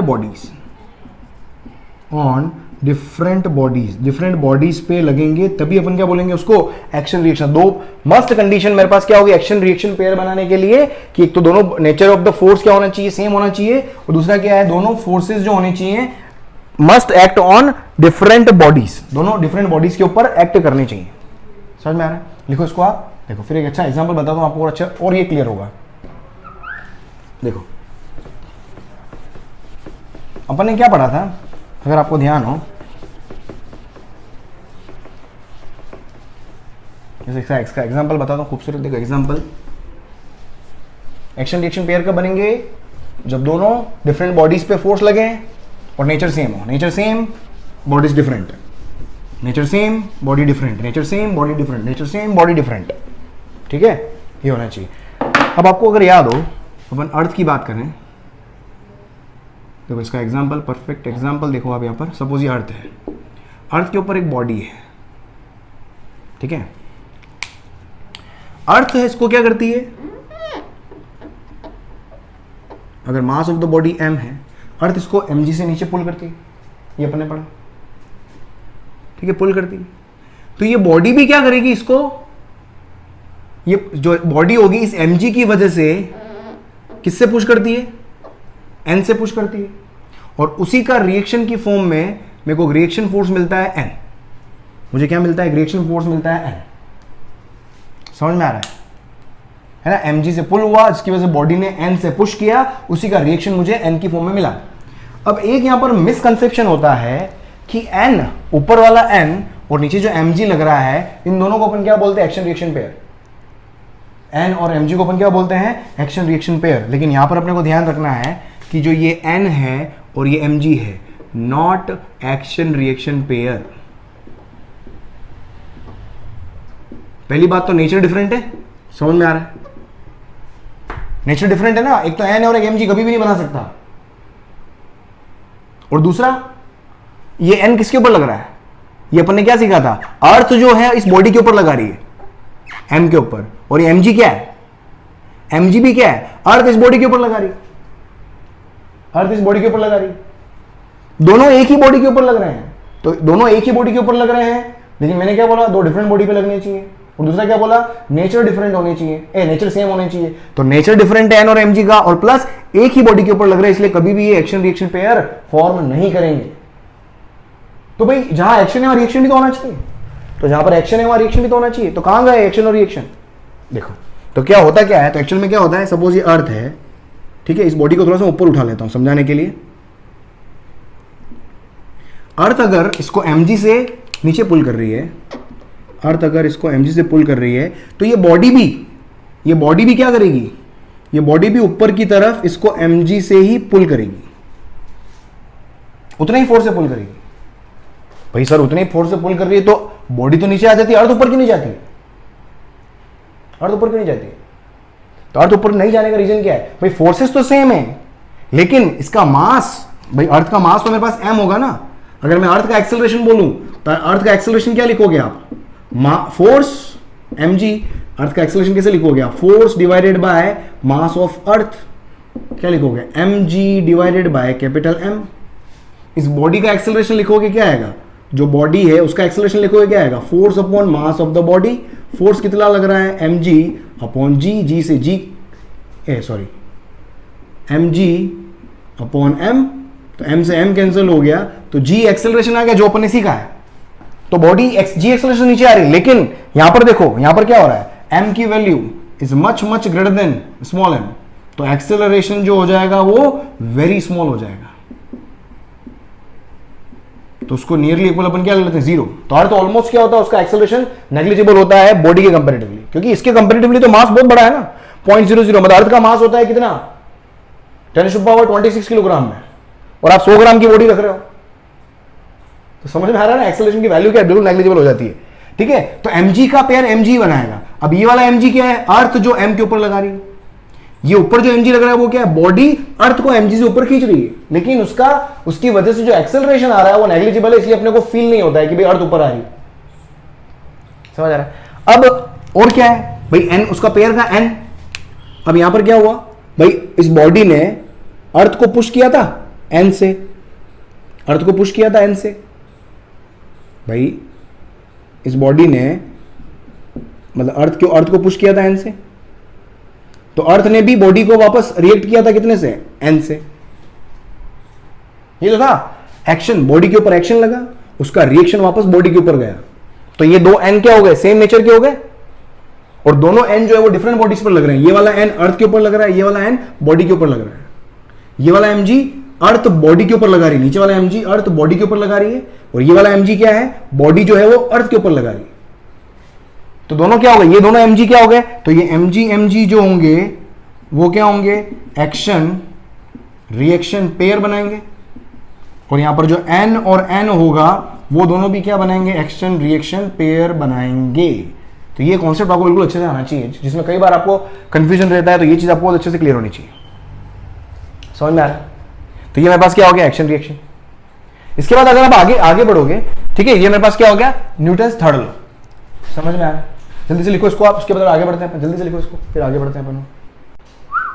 लिख लिया, चलो नेक्स्ट हेडिंग डालें यहाँ पर आप, free body diagram. Next heading डालो आप, फ्री बॉडी डायग्राम।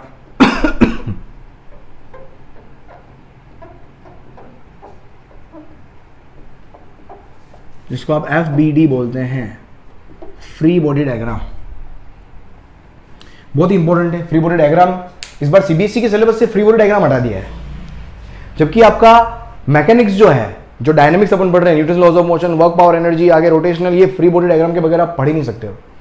और सीबीएसई ने क्या किया है, free body diagram is out of syllabus. मतलब कौन लोग हैं जो ये सीबीएसई के साथ में खिलवाड़ कर रहे हैं, किन लोगों को वहां बैठाया गया है, समझ। अपने एक स्टूडेंट को अगर आप सिलेबस सेलेक्ट करने के लिए बोल दो, वो भी बहुत अच्छे से काटापीटी कर देगा।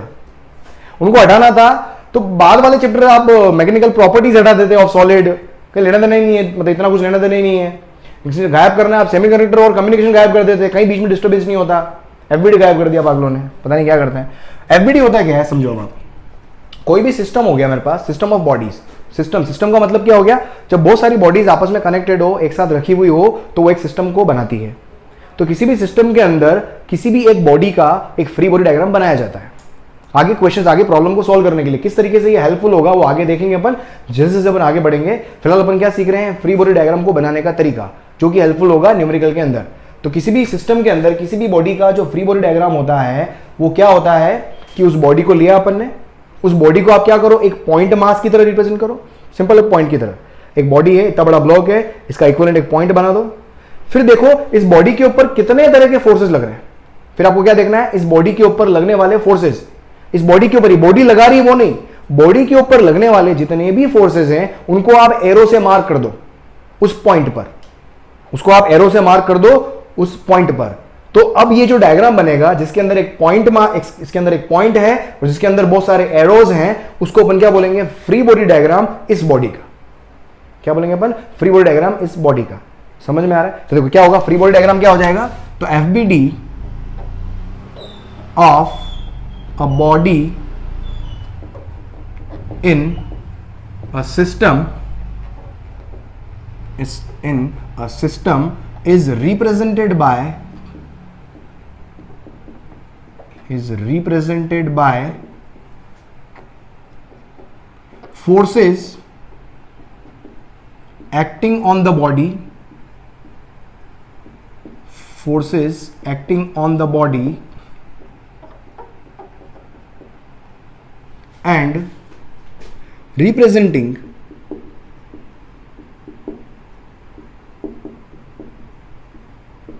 body by a point mass, ठीक है। ये क्या होता है FBD। अभी इसके एग्जाम्पल बताऊंगा, देखो बहुत अच्छे समझ में आएगा। जैसे फॉर एग्जाम्पल मेरे पास क्या है, ये अर्थ, ये सरफेस है, सरफेस के ऊपर एक बॉडी रखी हुई है, इसका मास m है। अब बॉडी के ऊपर फोर्सेस क्या क्या लग रहे हैं, देखो ये बॉडी के ऊपर एक तो अर्थ लगाएगी mg, जिसकी वजह से ये बॉडी अर्थ को पुश करेगी n से, और उसका अर्थ वापस इस बॉडी के ऊपर लगाएगी, उतना ही रिएक्शन n, ये अपन पढ़ चुके हैं। अब अगर मैं इस बॉडी का, अगर मैं m का FBD बनाऊं, यहां पर FBD किसका बनाएंगे, मैं बनाना चाहता हूं FBD ऑफ m। अब m का FBD बनाओगे तो m को क्या करोगे, एक पॉइंट मास की तरह रिप्रेजेंट करेंगे, और इस बॉडी के ऊपर लगने वाले सारे फोर्सेस को एरो से मार्क कर दो। इस बॉडी के ऊपर कौन कौन से फोर्सेस लग रहे हैं, mg। mg क्या है, इस बॉडी के ऊपर अर्थ जो फोर्स लगा रही है। ये वाला n क्या है, ये बॉडी अर्थ के ऊपर लगा रही है। ये n जो है वो क्या है, ये बॉडी अर्थ के ऊपर लगा रही है, तो ये वाला फोर्स बॉडी के ऊपर नहीं लग रहा है। तो जनरली ये वाला नॉर्मल रिएक्शन, ये वाला जो n है, कभी भी अपन रिप्रेजेंट नहीं करते हैं। जनरली अपन सरफेस से ऊपर की तरफ ही हमेशा नॉर्मल रिएक्शन को रिप्रेजेंट करते हैं जब अर्थ के रेस्पेक्ट में देखते हो आप, क्योंकि ये वाला क्या है मेरे पास, तो बॉडी, तो ये बॉडी इस n से अर्थ को पुश कर रही है, तो इसका कोई मतलब नहीं है। मुझे क्या चाहिए, इस बॉडी के ऊपर लगने वाले फोर्स। ये n जो है वो क्या है, जो अर्थ है वो बॉडी के ऊपर लगा रही है, मतलब ये वाला फोर्स और ये वाला फोर्स, ये दो फोर्सेस हैं जो इस बॉडी के ऊपर लग रहे हैं। तो मतलब mg लग रहा है बॉडी के ऊपर, कहां पर, डाउनवर्ड डायरेक्शन में, और नॉर्मल रिएक्शन कहां लग रहा है, ऊपर की तरफ। तो ये क्या हो गया, इसका FBD हो गया। ये क्या हो गया, इसका फ्री बॉडी डायग्राम हो गया। देखो और देखो, मैं बोलता हूं सपोज ये दो बॉडी आ गई मेरे पास इस तरह से, ये स्मॉल m है, ये कैपिटल M है, ठीक है। अब यहां पर देखो, अब फोर्सेस क्या क्या लग रहे हैं। सबसे पहले फालतू फोर्सेस बना दो आप। ये क्या हो गया, mg, इसके ऊपर भी लगेगा। ये mg कौन है, जो अर्थ लगा रही है। इन mg की वजह से ये बॉडी पुश करेगी n1 से नीचे की तरफ, तो अर्थ इसको पुश करेगी ऊपर की तरफ। इस mg की वजह से ये स्मॉल m इसको पुश करेगी किससे, एक नॉर्मल फोर्स n2 से, तो उसका reaction capital M small m की तरफ रिएक्शन लगाएगा कितना, n2 से। समझा ना, नीचे पुश किया, उसका रिएक्शन आया। अब मुझे FBD बनाना है m का, देखो अब मुझे बनाना है FBD of small m, FBD of small m। अब स्मॉल m के ऊपर लगने वाले फोर्सेस, स्मॉल m के ऊपर कौन, एक तो अर्थ लगा रही है mg, ये n2 क्या है, स्मॉल m कैपिटल M के ऊपर लगा रहा है, वो n2 है। n2 इज जो स्मॉल m कैपिटल M के ऊपर लगा रहा है, तो ये n2 तो आएगा नहीं। ये n2 capital M small m के ऊपर की तरफ लगा रहा है, तो ये n2 आ जाएगा।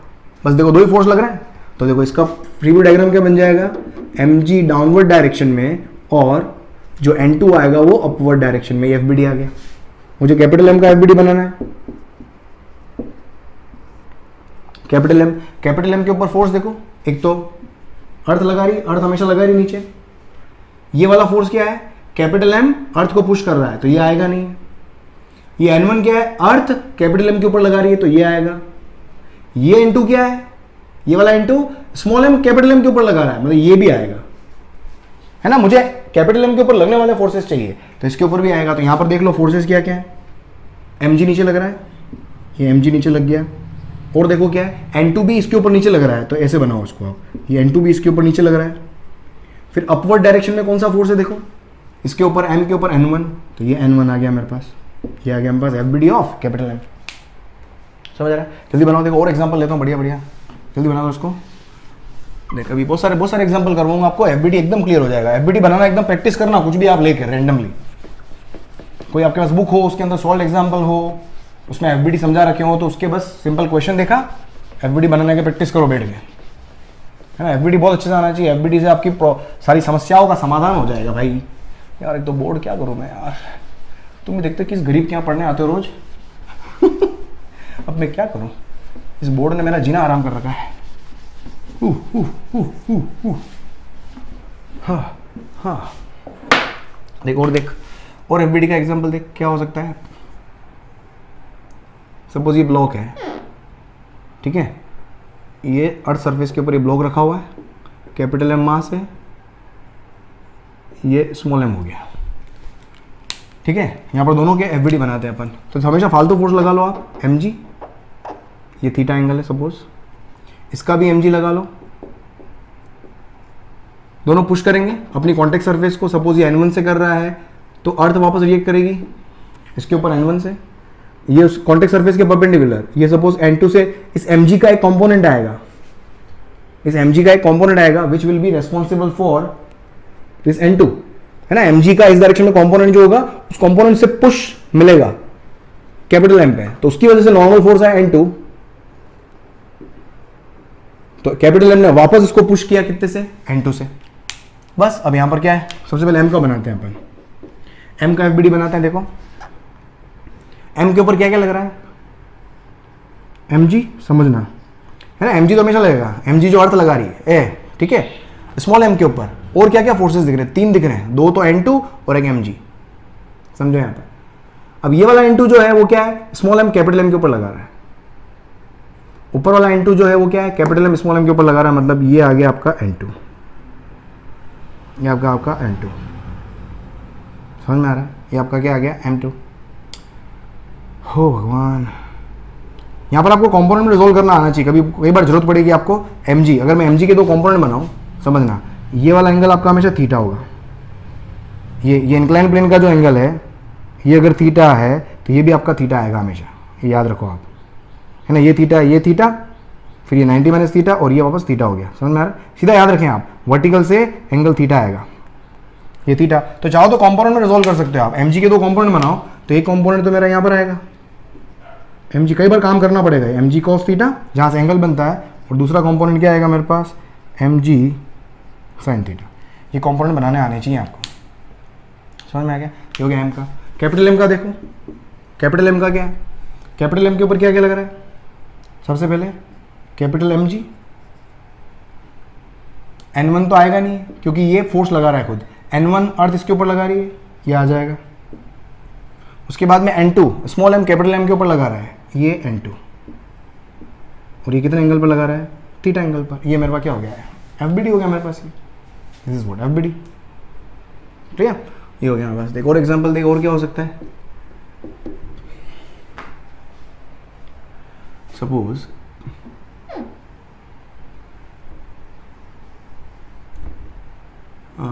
क्या लोगे, सपोज ये स्ट्रिंग है, इसके ऊपर ये ब्लॉक सस्पेंडेड है, ठीक है। देखो इसको क्या होगा, सबसे पहले फालतू फोर्स लगा लो आप mg, ठीक है। जैसे ये मैंने बताया था, स्ट्रिंग के ऊपर जब भी पुलिंग फोर्स होता है तो स्ट्रिंग वापस क्या करती है, अपोजिट डायरेक्शन उतने से ही पुल करती है, और जितने से पुल करती है उसी को अपन क्या बोलते हैं, टेंशन टी। तो इसके ऊपर टेंशन क्या आ गया, टी आ गया। अब मुझे FBD बनाना है m का FBD क्या बनेगा, तो m के ऊपर 2 फोर्स लग रहे हैं, एक तो अर्थ लगा रही है mg, और इसके ऊपर स्ट्रिंग इसको पुल कर रही है कितने से, टी से। तो ये मेरे पास क्या आ गया, सिंपल सा इसका डायग्राम हो गया मेरे पास, FBD हो गया। देख अगर मैं यहाँ पर बोलूँ,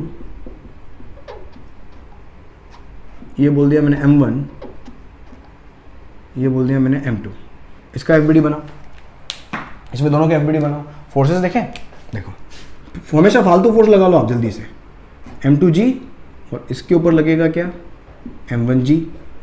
ये हमेशा लगेगा अर्थ, क्योंकि अर्थ का काम है, अर्थ और इन दोनों की आपस में बात है, जिनका इनका आपस में इन दोनों से कोई समझ आ रहा है। mg का सिर्फ अर्थ जो जितने फोर्स से उसको पुल करती है वो होता है आपका mg। बहुत गर्मी है भाई आज, वो क्या होता है mg। अब देखो अब क्या होगा, जैसी पुलिंग फोर्स लगा तो यहाँ पर आएगा टेंशन, इसको बोल दिया मैंने T1, क्योंकि यहाँ स्ट्रिंग अलग है यहाँ स्ट्रिंग अलग है, इसलिए मैं T1 ले रहा हूँ। तो उतना ही फोर्स वापस away from the point of contact. इससे पहले वाले लेक्चर में मैंने टेंशन का डायरेक्शन निकालना बताया था, हमेशा away from the point of contact. ये पॉइंट ऑफ कॉन्टैक्ट से अवे, पॉइंट ऑफ कॉन्टैक्ट से अवे। द सेम वे यहाँ पर भी लगेगा, पॉइंट ऑफ कॉन्टैक्ट से away T2, point of contact से अवे T2। ये सारे फोर्सेस हो गए। अब बनाओ यहाँ पर m1 का FBD बनाता हूँ। देखो मैं m1, सबसे पहले m1 देखते हैं। m1 के ऊपर फोर्सेस क्या क्या लग रहे हैं। m1 पे फालतू हमेशा फोर्स लगा लो आप m1g। यहाँ पर नॉर्मल रिएक्शन वगैरह कुछ नहीं आएगा, कॉन्टैक्ट सरफेस के हिसाब से नॉर्मल रिएक्शन आता है, ठीक है। तो m1g आ गया। उसके बाद इस m1 के ऊपर टेंशन भी तो लग रहा है नीचे, ये T1। T1 का मतलब क्या हो गया, स्ट्रिंग जिस फोर्स से इसको पुल कर रही है T1 से पुल कर रही है, ऊपर वाली स्ट्रिंग भी इसको ऊपर की तरफ पुल कर रही है, T2 से पुल कर रही है। तो ये क्या हो गया, m1 का FBD हो गया। m2 का FBD बनाओ। m2 का क्या हो जाएगा, ये m2g तो आ ही गया क्योंकि अर्थ पुल कर रही है, इसके ऊपर लगने वाला फोर्स। तो m2 के ऊपर अर्थ इसको नीचे m2g से पुल कर रही है, और स्ट्रिंग भी ऊपर पुल कर रही है कितने से, T1 से, ये T1 से पुल कर रही है। समझ में आ गया? तो ये मेरे पास क्या हो गया, M2 का FBD हो गया। समझ आ रहा है? बना उसको, देख और अपन देखते हैं आगे, और भी देखते हैं, देख बना जल्दी इसको, बना और आगे चलते हैं।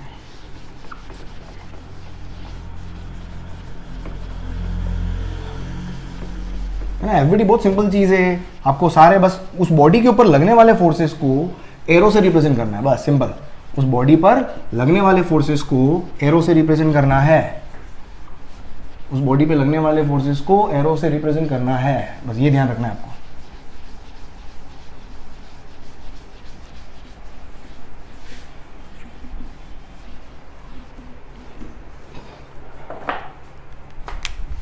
एक और एग्जांपल देख, क्या हो सकता है।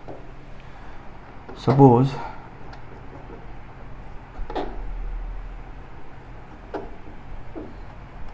ठीक है, ये कोई ऐसा कुछ डायग्राम है ये,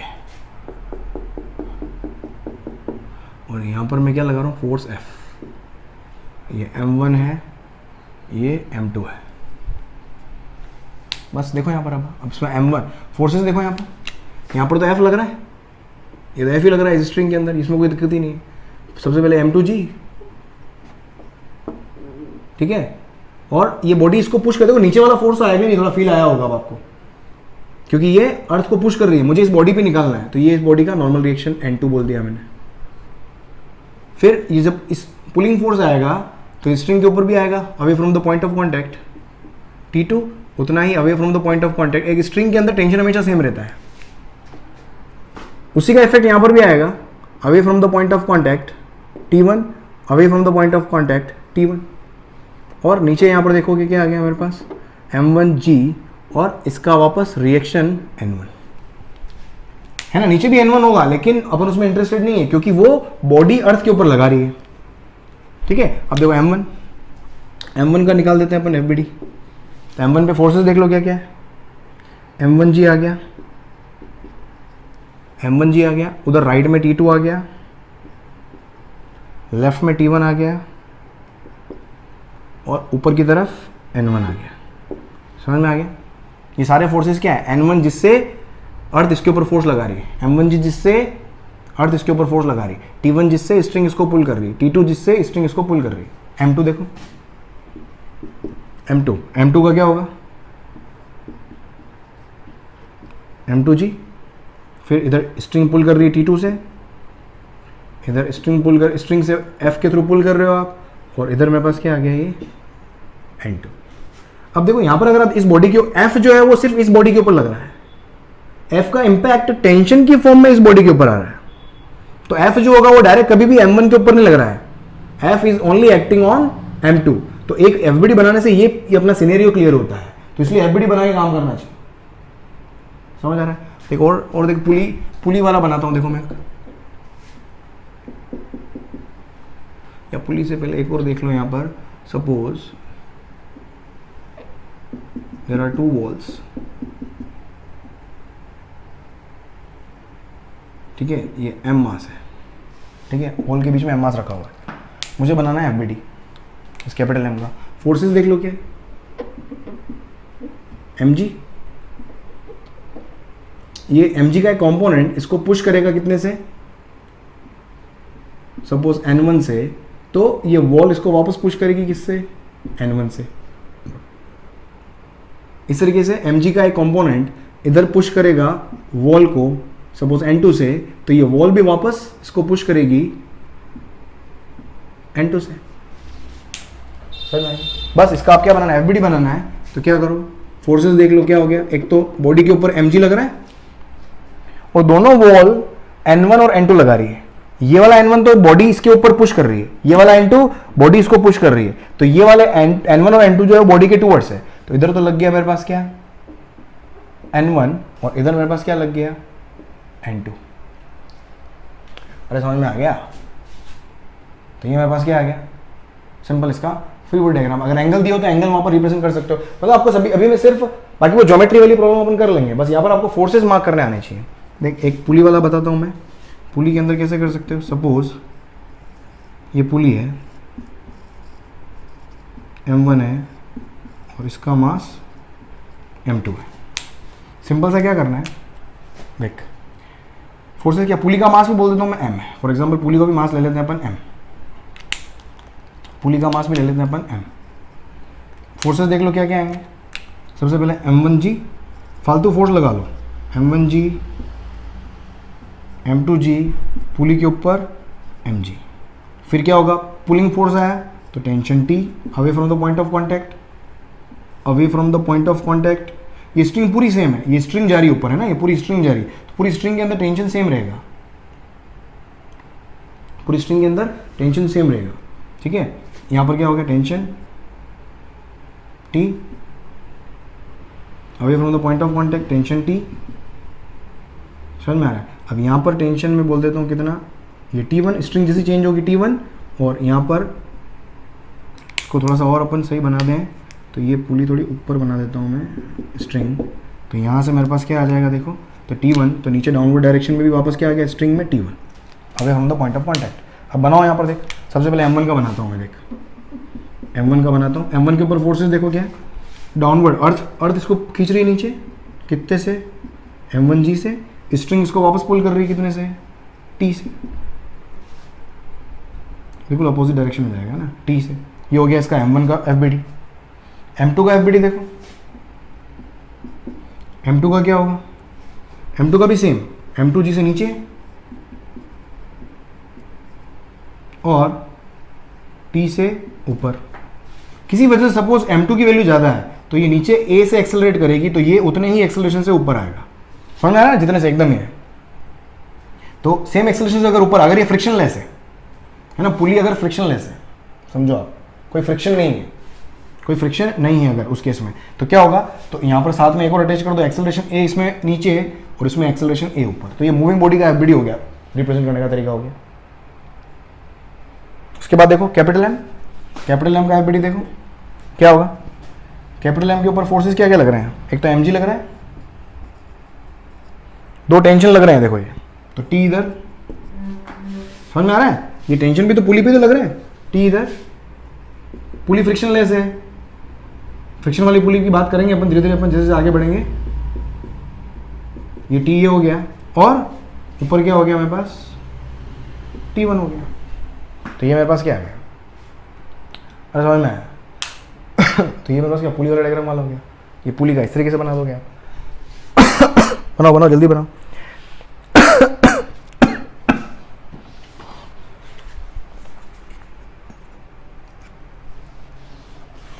अरे समझ में आया। तो ये मेरे पास क्या हो गया, इस तरह तरह के FBD हो गए, मतलब बहुत सारे FBD ड्रॉ कर सकते हो आप यहाँ पर, समझ में आ गया। FBD बनाने का तरीका आपको आई थिंक समझ में आ गया होगा। आई थिंक इससे ज़्यादा एग्जांपल, एक पुली और बना दो क्या, थोड़ा सा और आपको, और एक पुली और ड्रॉ कर देता हूँ, चल एक पुली का और सिस्टम बना देते हैं अपन।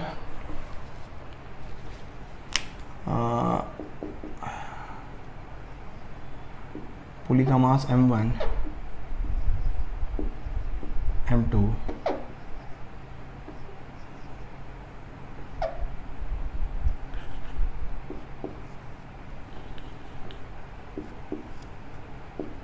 M3, M4, M5, कुछ ज़्यादा बड़ा हो गया यार ये।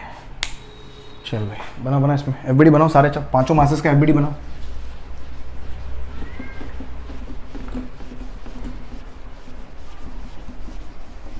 एक काम करो, बनाओ बनाओ, पुली को मासलेस ले लो यार, एक मास मैसिव पुली का तो मैंने बता दिया था, मास वाली पुली का बता दिया था मैंने, इसको मासलेस कर दो। एक काम करो, मास कुछ भी नहीं है इसका, ठीक है, कुछ भी मास नहीं है इसका। तो अब यहाँ से इनके मासेस में M1, M2, M3 कर देता हूँ, M1, M2, M3, ठीक है। इन सबका बनाते हैं अपन। सबसे देखो फोर्सेस देख लें अपन, पुली मासलेस है, मासलेस पुली में कैसे होगा देखो, तो ये हो गया मेरे पास, पहले मास वाला तो बता दिया था मैंने, M1g, फालतू फोर्सेस पहले लगा लो आप, M2g जो लगते ही रहता है हमेशा, इसलिए फालतू फोर्स बोल रहा हूँ।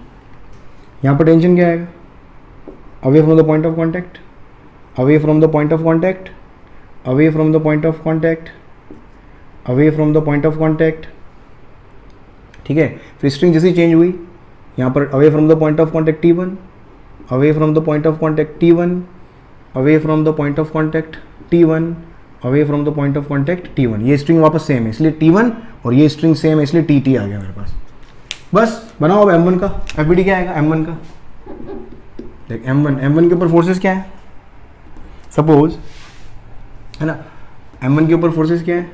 M1G, और ऊपर कहाँ जा रहा है? टेंशन T से। ये M1 का दो ही फोर्स लग रहा है ना, एक तो नीचे और एक ऊपर। M2 का देखो, M2 के ऊपर क्या होगा? हे भगवान, M2G और ऊपर टेंशन T, ये हो गया। M3 का देखो, M3 का क्या होगा? M3G और ऊपर टेंशन T1। अगर इन पुली का भी बनाना चाहो, सपोज ये पुली P1 है, समझना, ये पुली P2 है, अगर मैं पुली P1 का भी बनाना चाहूँ, FBD फॉर एग्जांपल बनाना चाहें, तो देखो mg लगेगा क्या? मास लेस है तो mg तो लगेगा ही नहीं। एक और यहाँ पर टेंशन और ले लेते हैं अपन, ये क्या हो गया? T2। P1 का बनाना चाहता हूँ तो देखो क्या होगा, तो दो तो टेंशन आ जाएंगे यहाँ पर, T1, और इधर भी क्या आ गया? T1। mg नहीं आएगा यहाँ पर, और ऊपर की तरफ क्या आ जाएगा? T2। ऊपर की तरफ क्या आ गया? T2। इधर P2 को बनाना हो तो, P2 में क्या आएगा? कुछ एक्सेलरेशन कुछ नहीं ले रहा हूं मैं, इक्विलिब्रियम में है, मतलब ये स्टेबल है पूरा सिस्टम, है ना, अभी अपन कुछ भी नहीं ले रहे। तो यहाँ पर क्या आ जाएगा देखो, P2 का क्या आ जाएगा? इधर T, और इधर भी क्या है? नीचे की तरफ T, है ना। ये वाले टेंशन दोनों ये पुली के ऊपर लग रहे हैं, और ये वाले टेंशन ब्लॉक के ऊपर लग रहे हैं। ये नीचे वाले टेंशन पुली के ऊपर लग रहे हैं, और ये T1 ब्लॉक्स के ऊपर लग रहे हैं। समझ में आ रहा है? तो P1 के ऊपर फोर्सेस लगा दिए, T1 और T2। अब P2 के ऊपर फोर्सेस क्या है? T डाउनवर्ड, और ऊपर की तरफ क्या आ गया? T1। ऊपर की तरफ क्या आ गया? T1 आ गया मेरे पास। तो ये पुली का FBD हो गया। इसमें भी mg नहीं आएगा क्योंकि पुली मासलेस है, mg की वैल्यू 0 होगी। समझ में आ गया? जल्दी से लिख लो इसको आप, बस यही सेशन कवर करते हैं। चलो राइट देन, तो आई होप आपको लेक्चर बहुत अच्छे समझ में आया होगा, और इसी तरीके से वीडियो को एंड तक जरूर देखें। आप सारे वीडियोस को देखें, बिल्कुल कनेक्टेड में एक तरीके से पूरा जो क्लास के अंदर लेक्चर होते हैं उसी फॉर्म में, हर तरह के क्वेश्चन, हर तरह के एग्जांपल्स ले लेके, हर तरह की थ्योरी कवर करके करवा रहा हूं मैं आपको, राइट। इसी तरीके से बने रहे चैनल के ऊपर, और चैनल को सब्सक्राइब नहीं किया है तो सब्सक्राइब करके फिर बैठें, और बेल आइकन को क्लिक करके फिर बैठें, ताकि आने वाले वैल्यूएबल वीडियोस आपको टाइम टू टाइम उनके नोटिफिकेशन आपको मिलते चले जाए, राइट। तो जाने का समय हो गया, कल वापस सेम टाइम मॉर्निंग 9 o'clock फिर हाजिर होता हूं नए वीडियो के साथ में, राइट। बाय।